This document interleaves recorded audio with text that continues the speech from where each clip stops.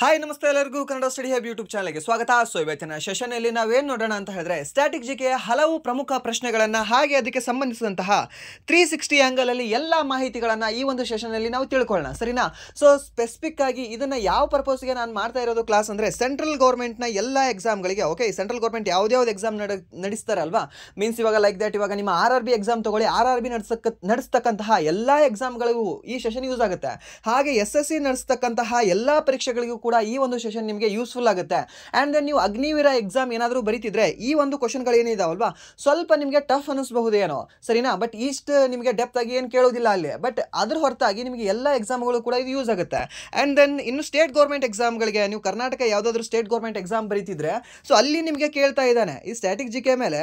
ಅಲ್ಲಿ ಕೂಡ ನಿಮಗೆ ಮಿನಿಮಮ್ ಅಂದರೂ ಒಂದು 4 ರಿಂದ 5 ಪ್ರಶ್ನೆಗಳನ್ನ ಕೇಳ್ತಾ ಇದ್ದಾನೆ. ನೀವು ರೀಸೆಂಟಾಗಿ ಈ VAO ಎಕ್ಸಾಮ್ ನೋಡಿರ್ಬೋದು ಅಥವಾ ಈ BMTC ಎಕ್ಸಾಮ್ ನೋಡಿರ್ಬೋದು, ಆ್ಯಂಡ್ ದೆನ್ PDO ಎಕ್ಸಾಮ್ ನೋಡಿರ್ಬೋದು, ಸರಿನಾ? ಸೊ ಆ ಎಲ್ಲ ಎಕ್ಸಾಮ್ಗಳಲ್ಲಿ ನಿಮ್ಗೆ ಏನು ಮಾಡಿದ್ದಾನೆ ಅಂದರೆ ಈ ಸ್ಟ್ಯಾಟಿಕ್ ಜಿಕೆ ಮೇಲೆ ಪ್ರಶ್ನೆಗಳನ್ನ ಕೇಳಿದ್ದಾನೆ, ಸರಿನಾ? ಸೊ ಅದಕ್ಕೆ ನಿಮಗೆ ಏನಂದರೆ ಆ ಎಕ್ಸಾಮ್ ಬರೆಯೋರಿಗೂ ಕೂಡ ಈ ಒಂದು ಸೆಷನ್ ಯೂಸ್ಫುಲ್ ಆಗುತ್ತೆ ಅಂತ ಹೇಳ್ತಾ ಬನ್ನಿ ವಿಡಿಯೋನ ಸ್ಟಾರ್ಟ್ ಮಾಡೋಣ. ವಿಡಿಯೋ ಸ್ಟಾರ್ಟ್ ಮಾಡೋಕ್ಕಿಂತ ಮುಂಚೆ ವಿಡಿಯೋ ಕೊನೆವರೆಗೂ ನೋಡಿ ಅಂತ ಹೇಳ್ತಾ, ಹಾಗೆ ವಿಡಿಯೋ ಕೊನೆವರೆಗೂ ನೋಡಿದ ನಂತರ ವಿಡಿಯೋ ಇಷ್ಟ ಆದರೆ ಲೈಕ್ ಮಾಡಿ, ಸಬ್ಸ್ಕ್ರೈಬ್ ಮಾಡಿ. ಇಫ್ ಇವನ್ ನಿಮಗೆ ವಿಡಿಯೋ ಇಷ್ಟ ಆಗಲಿಲ್ಲ ಅಂದರೆ ಆಬ್ವಿಯಸ್ಲಿ ಡಿಸ್ಲೈಕ್ ಮಾಡಿ ಅಂತ ಹೇಳ್ತಾ ಮೊದಲ ಪ್ರಶ್ನೆ ಏನಿದೆ? ಮೊದಲ ಪ್ರಶ್ನೆ ಅಂದರೆ ಈ ಕೆಳಗಿನವರಲ್ಲಿ ಯಾರು ಪುಸ್ತಕದ ಪ್ರಮುಖ ಲೇಖಕರಲ್ಲಿ ಒಬ್ಬರು ಅಂತ ಕೊಟ್ಟಿದ್ದಾರೆ. ಮೀನ್ಸ್ ಆ ಪುಸ್ತಕದ ಹೆಸರು ಏನಿದೆ ಅಂದರೆ cracking the code my journey in Bollywood ಅಂತ ಕೊಟ್ಟಿದ್ದಾರೆ, ಸರಿನಾ? ಸೊ ಇದು ಕನ್ನಡದಲ್ಲಿ ಟ್ರಾನ್ಸ್ಲೇಟ್ ಮಾಡಿದ್ರೆ ಸೊ ಅದರ ಅರ್ಥನೇ ಬಹಳ ಅಂದರೆ ನಿಮಗೆ ನೆನಪೇ ಉಳಿಯೋದಿಲ್ಲ, ಅದನ್ನು ಅಂತೇಳಿ ಕನ್ಫ್ಯೂಷನ್ ಆಗುತ್ತೆ ಅಂತ ನಾನೇನು ಮಾಡಿದ್ದೀನಿ, ಇಂಗ್ಲೀಷಲ್ಲೇ ಹಾಕಿದ್ದೀನಿ ಆ ಬುಕ್ ನೇಮು. ಓಕೆ, ಏನಿದೆ ಬುಕ್ ನೇಮು ಅಂದರೆ cracking the code my journey in Bollywood ಅಂತ ಇದೆ ಆ ಬುಕ್ಕಿನ ಹೆಸರು. ಮೀನ್ಸ್ ಇದೊಂದು ಏನಾಗಿದೆ ಅಂದರೆ ಇದೊಂದು ಬಯೋಗ್ರಫಿ ಆಗಿದೆ, ಸರಿಯಾ?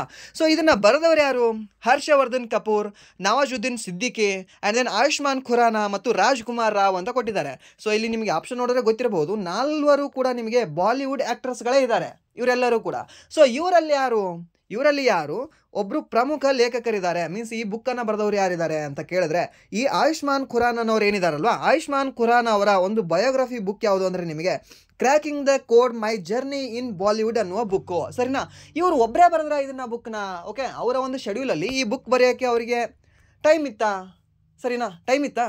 ಇಲ್ಲ, ಅವ್ರಿಗೆ ಟೈಮ್ ಇರಲಿಲ್ಲ. ಓಕೆ, ಬಟ್ ಅವರು ಇವಾಗ ನನ್ನ ಕತೆ ನನಗೇನಾದರೂ ಟೈಮ್ ಇರಲಿಲ್ಲ ಅಂದರೆ ಇವಾಗ ಯಾರೋ ಒಬ್ಬರು ಬರೀತೀನಿ ಅಂತ ಬರ್ತಾರೆ ಇಂಟ್ರೆಸ್ಟ್ ಇದ್ದವರು, ಸರಿನಾ? ಅವ್ರಿಗೆ ನಾನು ಕತೆ ಹೇಳ್ತೀನಿ, ಅವರು ಕುಂತ್ಕೊಂಡು ಹ್ಯಾಂಡ್ ರಿಟರ್ನಿಂದ ಬರೀತಾರೆ, ಮುಂದೆ ಪ್ರಿಂಟ್ ಮಾಡಿಸ್ತಾರೆ, ಅದನ್ನು ಇವ್ರಿಗೆ ತಂದು ಕೊಡ್ತಾರೆ. ಓಕೆ, ಸೊ ಆ ರೀತಿ ಇವರ ಕೋ ರೈಟರ್ ಯಾರು ಅಥವಾ ಇವ್ರು ಯಾರ ಕೋ ರೈಟರ್ ಆಗಿದ್ರು ಅಂತ ನಿಮಗೆ ಗೊತ್ತಿರಬೇಕು. ಯಾರು? ಈ ಆಯುಷ್ಮಾನ್ ಖುರಾನನವರು, ಸರಿನಾ? ಅದು ಯಾರು ಅಂದರೆ ತಾಹಿರಾ ಕಶ್ಯಪ್ ಅಂತ ಬರ್ತಾರೆ. ಓಕೆ, ಯಾರು? ಈ ತಾಹಿರಾ ಕಶ್ಯಪ್ ಅನ್ನೋರ ಜೊತೆ ಏನು ಮಾಡಿದ್ದಾರೆ ಈ ಆಯುಷ್ಮಾನ್ ಖುರಾನಾ ಅನ್ನೋರು ಏನು ಈ ಮರ್ಜ್ ಮಾಡಿಕೊಂಡು ಏನು ಅಂದರೆ ಒಂದು ಬುಕ್ಕನ್ನು ಬರೆದಿದ್ದಾರೆ, ಸರಿನಾ? Cracking the code in my journey in Bollywood ಅಂತ, ಸರಿನಾ? ಸೊ ಆ ಬುಕ್ಕನ್ನು ಬರೆದವರು ಇಬ್ಬರು ಟೋಟಲಿ ಯಾರು ಅಂದರೆ ಒಂದು ಆಯುಷ್ಮಾನ್ ಖುರಾನಾ ಅವರು, ಇನ್ನೊಂದು ಯಾರು ಅಂದರೆ ತಾಹಿರಾ ಕಶ್ಯಪನವರು. ಹಾಗಾದರೆ ಈ ಇಬ್ಬರು ಬರೆದಿದ್ದಾರೆ. ಈ ಇಬ್ಬರಲ್ಲಿ ಯಾರ್ದು ಇದು ಒರಿಜಿನಲ್ ಸ್ಟೋರಿ ಆಗಿದೆ? ಯಾರ್ದು ಒರಿಜಿನಲ್ ಸ್ಟೋರಿ ಆಗಿದೆ ಅಂದರೆ ಆಯುಷ್ಮಾನ್ ಖುರಾನಾ ಅವ್ರದ್ದು ಒರಿಜಿನಲ್ ಸ್ಟೋರಿ ಆಗಿದೆ, ಸರಿನಾ? ಅದನ್ನು ಬರೆದಿರ್ತಕ್ಕಂಥ ಒಬ್ಬ ಲೇಖಕ ಯಾರು ಅಂದರೆ ತಾಹಿರಾ ಕಶ್ಯಪ್ ಅವರು. ಓಕೆ, ಇವರೊಬ್ಬರು ಫೇಮಸ್ ರೈಟರ್, ಹಿಂದಿ ರೈಟರ್ ಆಗಿದ್ದಾರೆ. ಯಾರು? ಈ ತಾಹಿರಾ ಕಶ್ಯಪನವರು. ಹಾಗೆ ಈ ತಾಹಿರಾ ಕಶ್ಯಪ್ ಅವ್ರ ಬಗ್ಗೆ ಬೇರೆ ಬೇರೆ ಪ್ರಶ್ನೆಗಳನ್ನು ಕೂಡ ಕೇಳಿದ್ದಾನೆ. ಮೀನ್ಸ್ ಇವರು ಯಾವ್ಯಾವ ಬುಕ್ಗಳನ್ನು ಬರೆದಿದ್ರು ಹಾಗೆ ಹೀಗೆ ಅಂತ. ಸೊ ಅವಾಗ ನಾವು ಏನಂತ ಹೇಳಬೇಕಾಗುತ್ತೆ, ಒಂದು ಐ ಪ್ರಾಮಿಸ್, ಓಕೆ, ನಾನು ನಿನಗೆ ಪ್ರಾಮಿಸ್ ಮಾಡ್ತಿದ್ದೀನಿ, ಆಣೆ ಮಾಡ್ತಿದ್ದೀನಿ, ಪ್ರಮಾಣ ಮಾಡ್ತಾ ಇದ್ದೀನಿ, ಅದನ್ನೊಂದು ಬರೆದಿದ್ದಾರೆ. ಯಾರು? ತಾಹಿರಾ ಕಶ್ಯಪನವರು, ಕಶ್ಯಪ ಬ್ರಹ್ಮ. ಓಕೆ, ಸೊ ಅವ್ರೇನು ಮಾಡ್ತಿದ್ದಾರೆ? ಪ್ರಾಮಿಸ್ ಮಾಡ್ತಾ ಇದ್ದಾರೆ, ಅದೊಂದು ಬರೆದಿದ್ದಾರೆ. And then cracking the code my journey in Bollywood ಇವಾಗಲೇ ಹೇಳಿದೆ ಅಲ್ವಾ. ಸೊ ಇದನ್ನ ಬುಕ್ನ ಬರೆದವರು ಕೂಡ ಯಾರು ಅಂದರೆ ತಾಹಿರಾ ಕಶ್ಯಪ್ ಅವರು, ಸರಿಯಾ? ಸೊ ಇದು ಗೊತ್ತಿರಲಿ, ಇವೆರಡೂ ಕೂಡ ಇವರ ಪ್ರಮುಖ ಬುಕ್ಗಳಾಗಿದ್ದಾವೆ. ಯಾರ್ದು? ಈ ತಾಹಿರಾ ಕಶ್ಯಪನವ್ರದ್ದು, ಸರಿನಾ? ಐ ಪ್ರಾಮಿಸ್ ಅನ್ನೋದೊಂದು ಬುಕ್ ಆಗಿದೆ. ಹಾಗೆ cracking the code my journey in Bollywood ಅನ್ನುವ 2 ಪ್ರಮುಖ ಪುಸ್ತಕಗಳನ್ನು ಈ ತಾಹಿರಾ ಕಶ್ಯಪನವರು ಬರೆದಿದ್ದಾರೆ, ಸರಿನಾ? ಇವೆರಡೂ ಕೂಡ ನೆನ್ಪಿಟ್ಕೊಳ್ಳಿ ಅಥವಾ ಬರೆದಿಟ್ಕೊಳ್ಳಿ, ಸರಿಯಾ? ಆ್ಯಂಡ್ ದೆನ್ ನೆಕ್ಸ್ಟ್ ಏನಂದರೆ ಇತರ ಭಾರತೀಯ ನಟರು ಮತ್ತು ಅವರ ಪುಸ್ತಕಗಳು. ಸೊ ಇವಾಗ ಭಾರತದ ನಟರು ಮೀನ್ಸ್ ಇವಾಗ ಸೆಂಟ್ರಲ್ ಗೌರ್ಮೆಂಟ್ ಅಂತ ಬಾಲಿವುಡ್ ನಟರುಗಳು. ಓಕೆ, ಸೊ ಇವಾಗ ಬಾಲಿವುಡ್ ಏನು ಆ್ಯಕ್ಟರ್ಸ್ ಇದ್ದಾರಲ್ವಾ, ಸೊ ಅವ್ರು ಎಲ್ಲರೂ ಕೂಡ ಒಂದು ರೀತಿ ಒಂದೊಂದು ಬುಕ್ ಬರೆದಿದ್ದಾರೆ ಅವರು. ಏನೋ ಅವ್ರಿಗೆ ಶೆಡ್ಯೂಲ್ ಮೇ ಬಿ ಸ್ವಲ್ಪ ವೀಕ್ ಇರಬಹುದು, ಅಥವಾ ಏನೋ ನಂದು ಕೂಡ ಒಂದು ಬುಕ್ ಬರೆಯೋಣ ಅಂತ ಏನೋ ಆಸೆ ಇರಬಹುದು. ಸೊ ಆ ರೀತಿ ಬುಕ್ ಎಲ್ಲರೂ ಕೂಡ ಬರೆದಿದ್ದಾನೆ. ಮ್ಯಾಕ್ಸಿಮಮ್ ಎಲ್ಲರದು ಕೂಡ ನಿಮಗೆ ಬುಕ್ ಸಿಗುತ್ತೆ, ಸರಿನಾ? ಸೊ ಅವ್ರದ್ದು ಬುಕ್ಗಳನ್ನು ಕೇಳ್ತಾ ಇದ್ದಾನೆ. ಈ ಸೆಂಟ್ರಲ್ ಗೌರ್ಮೆಂಟ್ ಎಕ್ಸಾಮ್ ಏನಾಗುತ್ತೆ ಅಲ್ವಾ, ಸೆಂಟ್ರಲ್ ಗೌರ್ಮೆಂಟ್ ಪ್ರತಿಯೊಂದು ಎಕ್ಸಾಮಲ್ಲೂ ಕೂಡ ಈ ಆ್ಯಕ್ಟರ್ಸ್ಗಳ ಬುಕ್ಗಳನ್ನ ಕೇಳಿದ್ದಾನೆ. ಇವನ್ ಬಿಡಿ ಕೆಲವೊಂದು ಫಿಲ್ಮ್ಗಳನ್ನೇ ಕೇಳಿದ್ದಾನೆ. ಈ ಫಿಲ್ಮಲ್ಲಿ ಯಾರು ಆ್ಯಕ್ಟ್ ಮಾಡಿದ್ರು, ಹಾಗೆ ಇದು ಸಾಂಗ್ ಯಾವ ಫಿಲ್ಮಲ್ಲಿದೆ, ಯಾವನ್ ಕಂಪೋಸ್ ಮಾಡ್ದ. ಸೊ ಆ ರೀತಿ ಎಲ್ಲರೂ ಕೇಳಿದಾಗ ನಾವೇನು ಮಾಡುತ್ತೆ ಈ ಬುಕ್ಗಳನ್ನ ನೆನ್ಪಿಟ್ಕೋಬೇಕಾಗುತ್ತೆ. ಸೊ ಯಾರ್ಯಾರು ಅವ್ರ ನಟರು ಮತ್ತು ಪುಸ್ತಕಗಳು ಅಂದರೆ ಅನುಪಮ್ ಖೇರ್ ಅಂತ ಬರ್ತಾರೆ. ಯಾರು? ಅನುಪಮ್ ಖೇರನ್ ಅವರು. ನೀವು ನೋಡಿರ್ತೀರಾ, ಓಕೆ, ಅದು ಯಾವುದು ಕಾಶ್ಮೀರಿ ಫೈಲ್ಸ್ ಮೂವಿಯಲ್ಲಿ ಕೂಡ ಇವರು ಈ ಆ್ಯಕ್ಟ್ ಮಾಡಿದ್ದಾರೆ. ಯಾರು? ಅನುಪಮ್ ಖೇರನ್ ಅವರು, ಸರಿನಾ? ಸೊ ಈ ಅನುಪಮ್ ಖೇರ್ ಅವ್ರದ್ದು ಬುಕ್ ಯಾವುದಾಗಿದೆ ಅಂದರೆ ಆಪ್ ಖುದ್ ಹೈ ಬೆಸ್ಟ್ ಅಂತ. ನೀನೇ ಬೆಸ್ಟ್ ಇದೆಯೋ ಅಂತ ಅಂದಂಗೆ ಅದರ ಅರ್ಥ. ಯಾವುದು? ಆಪ್ ಖುದ್ ಹೈ ಬೆಸ್ಟ್. ಅನುಪಮ್ ಖೇರ್ ಅವರು ಯಾವ್ದು ಬರ್ದಿದ್ದಾರೆ ಅಂದರೆ ಆಪ್ ಖುದ್ ಹೈ ಬೆಸ್ಟ್, ನೀನೇ ಬೆಸ್ಟ್ ಇದೆಯಾ ಅಂತ ಅಂದಂಗೆ ಅದರ ಅರ್ಥ. ಮೀನ್ಸ್ ಅನುಪಮ್ ಖೇರ್ ಅನ್ನೋರು ಆಪ್ ಖುದ್ ಹೈ ಬೆಸ್ಟ್ ಅನ್ನೋ ಬುಕ್ಕನ್ನು ಬರೆದಿದ್ದಾರೆ. ಹಾಗೆ ಇಮ್ರಾನ್ ಹಶ್ಮಿ ಇವರನ್ನು ಕೂಡ ನೀವು ನೋಡಿರ್ತೀರ, ಓಕೆ. ಸೊ ಈತ ಏನು ಬರ್ದಿದ್ದಾನೆ ಅಂದರೆ ದಿ ಕಿಸ್ ಆಫ್ ಲೈಫ್ ಅನ್ನುವ ಒಂದು ಬುಕ್ಕನ್ನು ಬರೆದಿದ್ದಾನೆ. ಯಾರು? ಇಮ್ರಾನ್ ಹಶ್ಮಿ ಅನ್ನೋನು, okay. And then Nawazuddin Siddiqui an ordinary life ಅಂತ ಬರೆದಿದ್ದಾರೆ. ಯಾವುದು? ಆ ಆರ್ಡಿನರಿ ಲೈಫ್ ಅ ಮೆಮೊರಿಯರ್ ಅಂತ ಬರೆದಿರೋ ಬುಕ್ ಯಾವುದು ಅಂದರೆ ನವಾಜುದ್ದೀನ್ ಸಿದ್ದಿಕಿ ಅವ್ರದ್ದು, ಓಕೆ. ಯಾವುದು? ಈ ನವಾಜುದ್ದೀನ್ ಸಿದ್ದಿಕಿ ಬರೆದಿರ್ತಕ್ಕಂಥ ಒಂದು ಬುಕ್ ಯಾವುದು ಅಂದರೆ an an ordinary life a memoir, okay. ಈ ನೀವು ನವಾಜುದ್ದೀನ್ ಸಿದ್ದಿಕಿ ಅವರಿಗೆ ನೋಡಿದರೆ, ಸೊ ಇವ್ರು ನೋಡಿದ್ರೆ ಗೊತ್ತಾಗುತ್ತೆ ಅವ್ರು ಆರ್ಡಿನರಿ ಲೈಫ್ ಎಷ್ಟು ಚೆನ್ನಾಗಿ ಬದುಕ್ತಾ ಇದ್ರು ಅಂತ, ಓಕೆ. ಸೊ ಅದಕ್ಕೆ ಏನಾಗುತ್ತೆ, ನಿಮಗೆ ಇವರು ಹೆಸರು ನೀವು ಗೆಸ್ ಮಾಡ್ಬೋದು. ನವಾಜುದ್ದೀನ್ ಸಿದ್ದಿಕಿ ಅವ್ರಿಗೆ ನೀವು ನೋಡಿದರೆ, ಸೊ ಅವ್ರದ್ದು ಒಬ್ಬ ಆರ್ಡಿನರಿ ಲೈಫು, ಸೊ ಅವ್ರ ಬುಕ್ಕನ್ನು ನೀವು ಗೆಸ್ ಮಾಡ್ಬೋದು, ಏನು ಪ್ರಾಬ್ಲಮ್ ಇಲ್ಲ. ಆ್ಯಂಡ್ ದೆನ್ ನೆಕ್ಸ್ಟ್ ಏನಿದೆ ಅಂದರೆ ಕರಣ್ ಜೋಹರ್, ಓಕೆ. ಈ ಕರಣ್ ಜೋಹರ್ ಅನ್ನೋ ವ್ಯಕ್ತಿ ಏನಿದಾನಲ್ವಾ, ಈ ಕರಣ್ ಜೋಹರ್ ಅನ್ನೋ ವ್ಯಕ್ತಿ ಏನು ಬರೆದಿದ್ದಾನೆ ಬುಕ್ ಅಂದರೆ ಆ್ಯನ್ ಅನ್ಸೂಟೇಬಲ್ ಬಾಯ್ ಅಂತ ಬರೆದಿದ್ದಾನೆ. ಅನ್ಸೂಟೇಬಲ್ ಬಾಯ್ ಅನ್ನೋ ಬುಕ್ ಬರೆದವ್ರು ಯಾರು ಅಂದರೆ ಕರಣ್ ಜೋಹರ್ ಅನ್ನೋರು. ಆ್ಯಂಡ್ ದೆನ್ ಸೋನು ಸೂದ್ ಅವರು, okay, one of the best. ಇವ್ರಿಗೆ ಮಾತ್ರ ರೆಸ್ಪೆಕ್ಟ್ ಕೊಡಲೇಬೇಕು, ಯಾಕಂದರೆ ಒಬ್ಬ ಮನುಷ್ಯ, ಆ್ಯಕ್ಟರ್ ಅಂತ ಅಲ್ಲ, ಮನುಷ್ಯತ್ವ ಇರೋ ಮನುಷ್ಯ ಇವರು. ಯಾರು ಅಂದರೆ ಈ ಸೋನು ಸೂದ್ ಅವರು, ಸರಿನಾ?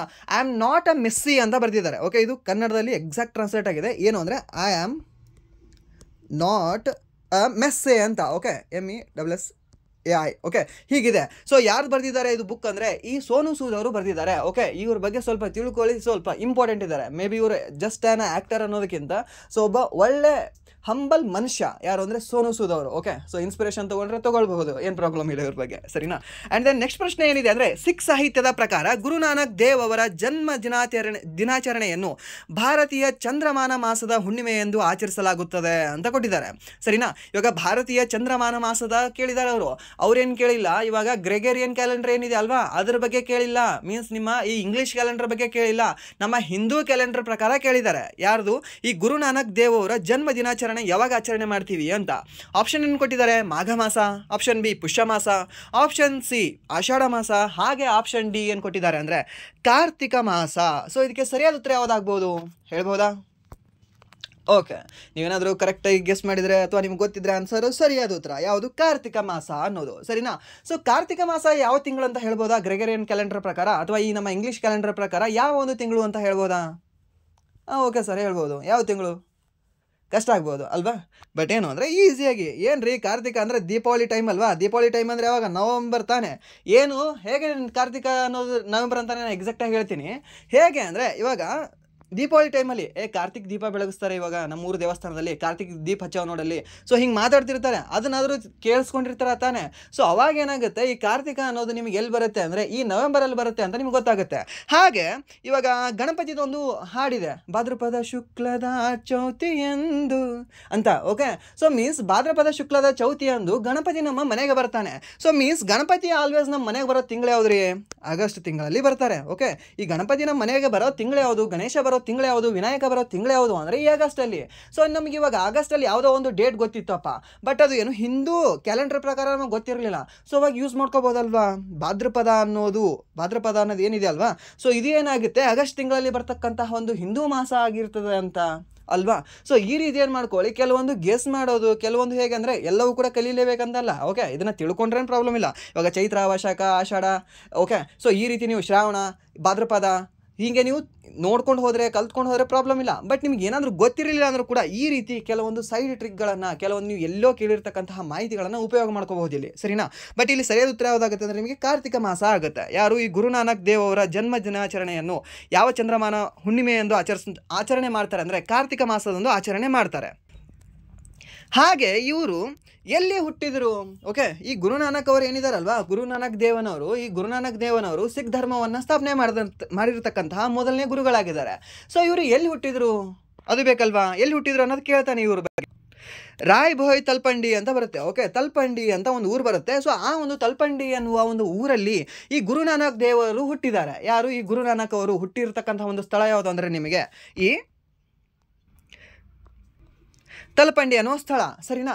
ಹಾಗೆ ಇವರು ಡೆತ್ ಆಗಿರತಕ್ಕಂಥ ಒಂದು ಸ್ಥಳ ಯಾವುದು ಅಂದರೆ ಕರ್ತಾರ್ಪುರ ಅಂತ ಕರಿತೀವಿ ನಾವು. ಯಾವುದು? ಕರ್ತಾರ್ಪುರ. ಈ ಕರ್ತಾರ್ಪುರದಲ್ಲಿ ಇವರು ಡೆತ್ ಆಗಿದ್ದಾರೆ. ಇವರ ಒಂದು ಡೆತ್ ಆಗಿರತಕ್ಕಂಥ ಒಂದು ಸ್ಥಳ ಯಾವುದು ಅಂದರೆ ಈ ಕರ್ತಾರ್ಪುರದಲ್ಲಿ, ಸರಿನಾ. ಕರ್ತಾರ್ಪುರದಲ್ಲಿ ನಿಮಗೆ ಇವಾಗಾದರೂ ಕೂಡ ನೀವು ಹೋಗಿ ಅಲ್ಲಿ ದರ್ಶನ ಎಲ್ಲ ಮಾಡಬಹುದು. ಕರ್ತಾರ್ಪುರ ಪ್ರಾಜೆಕ್ಟ್ ಅಂತ ನೀವೆಲ್ಲರೂ ಕೂಡ ಕೇಳಿರ್ತೀರ. ಓಕೆ, ಮೀನ್ಸ್ ಈ ಕರ್ತಾರ್ಪುರ ಪ್ರಾಜೆಕ್ಟ್ ಅಂದರೆ ಏನು ಅಂದರೆ, ಇವಾಗ ನಮ್ಮ ಭಾರತೀಯರು, ಓಕೆ, ನಮ್ಮ ಏನು ಭಾರತೀಯರು ಇದ್ದಾರಲ್ವ, ಪಾಕಿಸ್ತಾನದಲ್ಲಿ ಇದ್ದಿರ್ತಕ್ಕಂಥ ಈಗಿನ ಕರ್ತಾರ್ಪುರಕ್ಕೆ ಹೋಗಿ ದರ್ಶನ ಮಾಡ್ಕೊಂಡು ಬರಬಹುದು. ಓಕೆ, ವೀಸಾ ಪಾಸ್ಪೋರ್ಟ್ ಎಲ್ಲ ಇರಬೇಕು.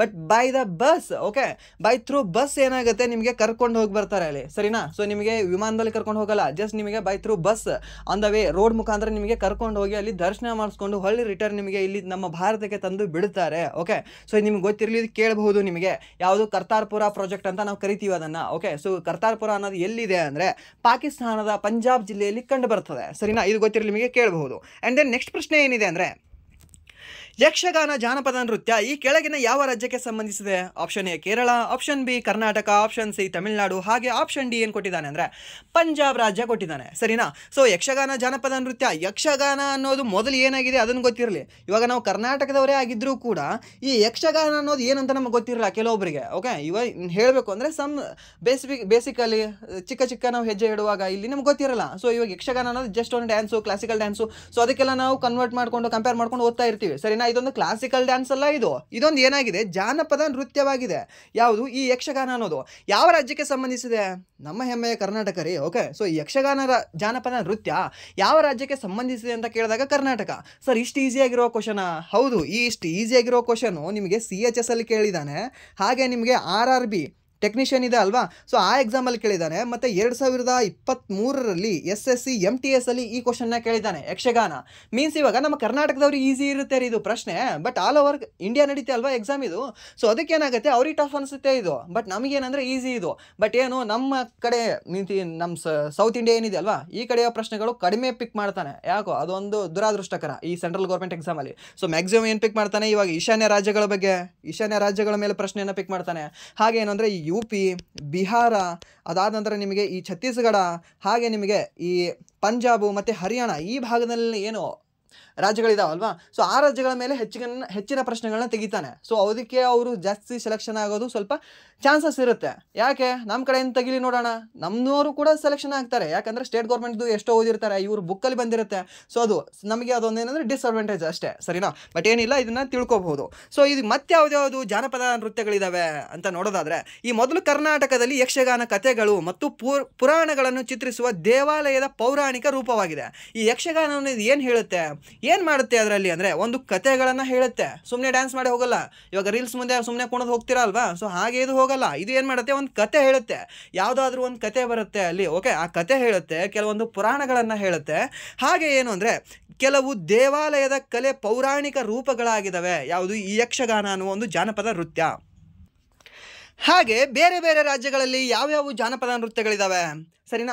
ಸೊ ಅದನ್ನು ನಾವು ನೋಡ್ಕೋಬೇಕಲ್ವಾ. ಸೊ ಇವಾಗ ಬೇರೆ ಬೇರೆ ರಾಜ್ಯಗಳದ್ದು ಕೂಡ ನಮಗೆ ಕೇಳ್ಬೋದಲ್ವಾ. ಇವಾಗ ಒಡಿಶಾದ ಮೇಲೂ ಕೂಡ ನಿಮಗೆ ಸಾಕಷ್ಟು ಪ್ರಶ್ನೆಗಳನ್ನ ಕೇಳ್ತಾನೆ. ಇವಾಗ ಜಾನಪದ ನೃತ್ಯಗಳು ಅಥವಾ ಈ ಕೆಲವೊಂದು ಆರ್ಟ್ಗಳ ಬಗ್ಗೆ, ಓಕೆ, ಈ ಚಿತ್ರಕಲೆಯ ಬಗ್ಗೆ ಇಲ್ಲಿ ಪ್ರಶ್ನೆಗಳನ್ನ ಕೇಳ್ತಾನೆ. ಸೊ ಅದಕ್ಕೆ ಈ ಒಡಿಶಾದ ನೃತ್ಯಗಳು ಯಾವ್ದು ಇದ್ದಾವೆ ಅಂದರೆ, ಒಂದು ಒಡಿಸಿ ನೃತ್ಯ. ಈ ಒಡಿಸಿ ನೃತ್ಯ ಅನ್ನೋದು ಶಾಸ್ತ್ರೀಯ ನೃತ್ಯವಾಗಿದೆ. ನಾಟ್ ಇದು ಜಾನಪದ ನೃತ್ಯ ಅಲ್ಲ, ಫೋಕ್ ಡ್ಯಾನ್ಸ್ ಅಲ್ಲ, ಇದೊಂದು ಕ್ಲಾಸಿಕಲ್ ಡ್ಯಾನ್ಸ್ ಆಗಿದೆ. ಓಕೆ, ಇದೊಂದು ಶಾಸ್ತ್ರೀಯ ನೃತ್ಯವಾಗಿದೆ. ಯಾವುದು? ಒಡಿಸಿ ಅನ್ನೋದು. ಆ್ಯಂಡ್ ದೆನ್ ಕರ್ಮಾನಾಚ್ ಅಂತ ಬರುತ್ತೆ. ಈ ಕರ್ಮಾನಾಚ್ ಅನ್ನೋದು ನಿಮಗೆ ಒಡಿಶಾಕ್ಕೆ ಸಂಬಂಧಿಸಿದಂತಹ ಒಂದು ನೃತ್ಯವಾಗಿದೆ. ಹಾಗೆ ಮಹಾರಿ ಅನ್ನೋದು ಕೂಡ ನಿಮಗೆ ಈ ಒಡಿಶಾಕ್ಕೆ ಸಂಬಂಧಿಸಿದಂತಹ ಒಂದು ನೃತ್ಯವಾಗಿದೆ. ಆ್ಯಂಡ್ ದೆನ್ ಧಲ್ಕೈ ಅಂತ ಬರುತ್ತೆ. ಈ ಧಲ್ಕೈ ಅನ್ನೋದು ಕೂಡ ನಿಮಗೆ ಒಡಿಶಾಕ್ಕೆ. ಹಾಗೆ ದಫ್ ಅನ್ನೋದು ಕೂಡ ನಿಮಗೆ ಒಡಿಶಾಕ್ಕೆ. ಹಾಗೆ ಗುಮಾರ ಅನ್ನೋದು ಒಡಿಶಾಕ್ಕೆ. ಹಾಗೆ ಮೊನೌರಿ ಅನ್ನೋದು ಒಡಿಶಾಕ್ಕೆ. ಹಾಗೆ ಚೌ ಅನ್ನೋದು ಕೂಡ ನಿಮಗೆ ಒಡಿಶಾಕ್ಕೆ ಸಂಬಂಧಿಸಿದಂಥ ಒಂದು ನೃತ್ಯವಾಗಿದೆ. ಸೊ ಈ ಚೌದ ಬಗ್ಗೆ ನಿಮಗೆ ಒಂದು ಮಾಹಿತಿ ಹೇಳಬೇಕಾ? ಸೊ ಈ ಚೌ ಬಗ್ಗೆ ಒಂದು ಮಾಹಿತಿ ಹೇಳಬೇಕಂದ್ರೆ, ಇದೊಂದು ಸೆಮಿ ಕ್ಲಾಸಿಕಲ್ ಡ್ಯಾನ್ಸ್ ಆಗಿದೆ.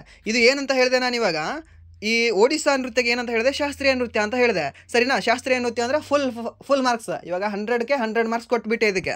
ಬಟ್ ಈ ಚೌ ನೃತ್ಯಕ್ಕೆ ನಾನು ಏನಂತ ಹೇಳ್ತೀನಿ, 50 ಮಾರ್ಕ್ಸ್ ಮಾತ್ರ ಕೊಡ್ತೀನಿ. 50 ಮಾರ್ಕ್ಸ್ ಅಂತ ಏನಂತ ಹೇಳ್ತೀರಿ ನೀವು? ಅರೆ ಬರೆ ಮೀನ್ಸ್ ಅರ್ಧ ಅಂತ ಹೇಳ್ತೀರಾ. ಮೀನ್ಸ್ ಇದಕ್ಕೆ ನಾನು ಏನಂತ ಹೇಳ್ತೀನಿ ಅಂದರೆ, ಅರೆ ಶಾಸ್ತ್ರೀಯ ನೃತ್ಯ ಅಥವಾ ಸೆಮಿ ಕ್ಲಾಸಿಕಲ್ ಡ್ಯಾನ್ಸ್ ಅಂತ ನಾವು ಕರಿತೀವಿ. ಯಾವುದನ್ನು? ಈ ಚೌ ನೃತ್ಯವನ್ನು. ಹಾಗೆ ನಿಮಗೆ ಏನಾದರೂ ಕೇಳಿದ್ರೆ, ಈ ಭಾರತದ 9ನೇ ಸಾಂಸ್ಕೃತಿಕ ನೃತ್ಯ ಯಾವುದು, 9ನೇ ಒಂದು ಶಾಸ್ತ್ರೀಯ ನೃತ್ಯ ಯಾವುದು ಅಂತ ಕೇಳಿದ್ರೆ ಅಗೇನ್ ಚೌ ಅಂತಾನೆ ಬರುತ್ತೆ ನಿಮಗೆ. ಓಕೆ, ಸೊ ಇವಾಗ ಸಂಗೀತ ನಾಟಕ ಅಕಾಡೆಮಿಯ ಪ್ರಕಾರ ನಿಮಗೆ ಟೋಟಲಿ ಎಷ್ಟು ಶಾಸ್ತ್ರೀಯ ನೃತ್ಯಗಳಿದಾವೆ ಅಂತ ಕೇಳಿದಾಗ ಎಷ್ಟು ಅಂತ ಹೇಳ್ತೀರಾ? ಟೋಟಲಿ 8 ಅಂತ ಹೇಳ್ತೀರಾ, ಸರಿನಾ? ಬಟ್ ಏನಾದರೂ ಭಾರತದ ಸಾಂಸ್ಕೃತಿಕ ಸಚಿವಾಲಯದ ಪ್ರಕಾರ ಎಷ್ಟು ಶಾಸ್ತ್ರೀಯ ನೃತ್ಯಗಳಿದಾವೆ ಅಂತ ಕೇಳಿದಾಗ ಏನಂತ ಹೇಳಬೇಕು? 8 ಅಲ್ಲ 9 ಅಂತ ಹೇಳಬೇಕು. ಆ 9 ಯಾವುದು ಅಂದರೆ ಈ ಚೌವನ್ನು ಸೇರಿಸ್ಕೊಂಡು ಹೇಳಬೇಕಾಗತ್ತೆ, ಸರಿನಾ? ಸೊ ಪ್ರಶ್ನೆ ಏನು ಕೇಳ್ತಾ ಇದ್ದಾನೆ, ಏನು ಡಿಮ್ಯಾಂಡ್ ಮಾಡ್ತಾ ಇದ್ದಾನೆ ಅನ್ನೋದು ನಾವು ತಿಳ್ಕೋಬೇಕು ಮೊದಲು.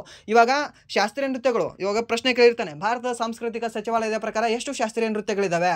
ನಾವು ಅರ್ಧಂಬರ್ಧ ಕ್ವಶನ್ ಓದಿ ಫಸ್ಟ್ ಆಪ್ಷನ್ 8 ಇರುತ್ತೆ. ಸೊ ಒಮ್ಮೆ ಜೈ ಅಂತ ಹಾಕಿ ಬಂದುಬಿಟ್ರೆ 1 ಮಾರ್ಕ್ಸ್ ಹೋಗಿಬಿಡುತ್ತೆ, ಸರಿನಾ? ಸೊ ಅದಕ್ಕೆ ಏನು ಕೇಳಿದ್ದಾನೆ ಅನ್ನೋದು ಕರೆಕ್ಟಾಗಿ ನೋಡ್ಕೋಬೇಕು, ಸರಿನಾ?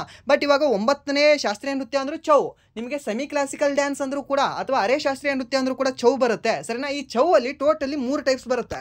ಒಂದು ಚೌ ನಿಮಗೆ ಈ ಒಡಿಶಾದಲ್ಲಿ ಮೇನ್ ಪರ್ಪೋಸ್ ಯಾವುದು ಅಂದರೆ, ಮೇನ್ ಒಂದು ಅದರ ಲ್ಯಾಂಡ್ ಯಾವುದು ಅಂದರೆ ಈ ಚೌ ನೃತ್ಯ, ಅದು ಒಡಿಶಾ. ಅಲ್ಲಿ ಮಯೂರ್ಭಂಜ್ ಚೌ ಅಂತ ಕರೀತಾರೆ ಇದನ್ನು, ಸರಿನಾ? ನಾಟ್ ಜಸ್ಟ್ ಚೌ ಅಂತ ಕರೆಯಲ್ಲ ಇದನ್ನ ಮಯೂರ್ಭಂಜ್ ಚೌ ಅಂತ ಕರೀತಾರೆ. ಏನು? ಮಯೂರ್ಭಂಜ್ ಚೌ ಅಂತ ಕರೀತಾರೆ. ಯಾವುದನ್ನ? ಈ ಚೌ ನೃತ್ಯವನ್ನ. ಎಲ್ಲಿ? ಒಡಿಶಾ ರಾಜ್ಯದಲ್ಲಿ. ಸೊ ಒಡಿಶಾ ರಾಜ್ಯದಲ್ಲಿ ಮಾತ್ರ ಮಯೂರ್ಭಂಜ್ ಚೌ ಅಂತ ಕರೀತಾರೆ. ಯಾಕೆ? ಇವಾಗ ಏನಾದರೂ ಅದು ಬಿಜಾಪುರದಲ್ಲಿ ನಡೀತಾ ಇತ್ತು ಚೌ ಅಂದರೆ ನಾನೇನಿಂದ ಕರೀತಿದ್ದೆ? ಬಿಜಾಪುರ ಚೌ ಅಂತ ಕರೀತಿದ್ದೆ. ಮೀನ್ಸ್ ಇವಾಗ ಮಯೂರ್ಭಂಜ್ ಅನ್ನೋದು ಏನಾಗಿತ್ತು? ಒಂದು ಪ್ರದೇಶ ಆಗಿದೆ, ಮೀನ್ಸ್ ಅದೊಂದು ಊರಾಗಿದೆ. ಸೊ ಆ ಊರಿನಲ್ಲಿ ಮಾಡ್ತಾರೆ, ಆ ಒಂದು ಪ್ರದೇಶದಲ್ಲಿ ಮಾಡ್ತಾರೆ, ಅದಕ್ಕೆ ಅದನ್ನು ಏನಂತ ಕರಿತೀವಿ? ಮಯೂರ್ಭಂಜ್ ಚೌ ಅಂತ ಕರಿತೀವಿ. ಹಾಗೆ ಇನ್ನೂ 2 ಪ್ರಕಾರಗಳನ್ನ ನಿಮಗೆ ಸಾಕಷ್ಟು ಸರಿ ಹೇಳಿದ್ದೀನಿ. ಯಾವುದು ಅಂತ ಕಮೆಂಟ್ ಮಾಡ್ಬೋದಾ? ಹೇಳಿ ನೋಡೋಣ. ಒಂದು ವೆಸ್ಟ್ ಬೆಂಗಾಲಲ್ಲಿ, ಇನ್ನೊಂದು ಯಾವ ರಾಜ್ಯದಲ್ಲಿ? ಜಾರ್ಖಂಡ್ ರಾಜ್ಯದಲ್ಲಿ. ಓಕೆ, ಸೊ ಯಾವ ಒಂದು ನೃತ್ಯಗಳು ಮೀನ್ಸ್ ಆ ಚೌಗಿರುವ ಇನ್ನೊಂದು ಹೆಸರುಗಳು ಯಾವುದು, ಇನ್ನೂ 2 ಹೆಸರುಗಳು ಯಾವುದು ಅಂತ ನೀವು ಹೇಳಿ. ಓಕೆ, ಕಾಮೆಂಟ್ ಮಾಡಿ ಅದನ್ನು. ಆ್ಯಂಡ್ ದೆನ್ ಗೋಟಿಪುವಾ ಅಂತ ಬರುತ್ತೆ. ಈ ಗೋಟಿಪುವಾ ಅನ್ನೋದು ಕೂಡ ನಿಮಗೆ ಒಡಿಶಾದಲ್ಲಿ ಕಂಡುಬರ್ತಕ್ಕಂಥ ಒಂದು ಶಾಸ್ತ್ರೀಯ ನೃತ್ಯವಾಗಿದೆ. ಹಾಗೆ ಜಾರ್ಖಂಡ್ ರಾಜ್ಯದಲ್ಲಿ ಕಂಡುಬರ್ತಕ್ಕಂಥ ಶಾಸ್ತ್ರೀಯ ನೃತ್ಯಗಳು ಯಾವುದು? ಒಂದು ಕರ್ಮ, ಸರಿನಾ? ಇಲ್ಲಿ ನಿಮಗೆ ಒಡಿಶಾದಲ್ಲಿ ಕರ್ಮ ನಾಚ್. ಓಕೆ, ಕರ್ಮ ನಾಚು, ಕರ್ಮವೇ ಕುಣಿತದೆ. ಸೊ ಹಾಗೆ ನೆನ್ಪಿಟ್ಕೊಳ್ಳಿ. ಓಕೆ, ಏನಾದರೂ ಫನ್ ಮಾಡಿ ನೆನ್ಪಿಡ್ತದೆ. ಬಟ್ ಇಲ್ಲಿ ಜಾರ್ಖಂಡದಲ್ಲಿ ಹೇಗಿದೆ ಅಂದರೆ ಜಸ್ಟ್ ಕರ್ಮ ಇದೆ. ಕರ್ಮ, ಅಗ್ನಿ, ಪೈಕ, ಫಗುವ, ಕಡ್ಸ, ಹುಂಟ ಅನ್ನುವ ಮತ್ತು ಮುಂಡರಿ ಅನ್ನುವ ನೃತ್ಯಗಳೇನು ಕಂಡುಬರ್ತವೆ ನಿಮಗೆ ಜಾರ್ಖಂಡದಲ್ಲಿ ಕಂಡುಬರ್ತವೆ. ಓಕೆ, ಸೊ ಈ ಮುಂಡರ ನಾಯಕ ಯಾರು? ಬಿರ್ಸಾ ಮುಂಡನ ಜನ್ಮದಿನವನ್ನು ನಾವು ಏನಂತ ಆಚರಣೆ ಮಾಡ್ತೀವಿ? ಭಾರತೀಯ ಜನಜಾತಿ ದಿವಸ ಅಂತ ಆಚರಣೆ ಮಾಡ್ತೀವಿ. ಓಕೆ, ಈ ಮುಂಡರ ನಾಯಕ ಬಿರ್ಸಾ ಮುಂಡನ ಒಂದು ಹುಟ್ಟಿದ ದಿನವನ್ನು ನಾವು ಏನಂತ ಆಚರಣೆ ಮಾಡ್ತೀವಿ ಅಂದರೆ ಭಾರತೀಯ ಜನಜಾತಿ ದಿವಸ ಅಂತ ಆಚರಣೆ ಮಾಡ್ತೀವಿ. ಓಕೆ, ಭಾರತೀಯ ಜನಜಾತಿ ದಿವಸ ಅಂತ ಆಚರಣೆ ಮಾಡ್ತೀವಿ. ಯಾವಾಗಿದೆ ಅವ್ರದ್ದು ಹುಟ್ಟಿದ ಹಬ್ಬ? ಒಬ್ಬ ಶ್ರೇಷ್ಠ ನಾಯಕನ ಹುಟ್ಟಿದ ಹಬ್ಬ ಯಾವಾಗಿದೆ ಅಂದರೆ ನವೆಂಬರ್ 15 ಇದೆ.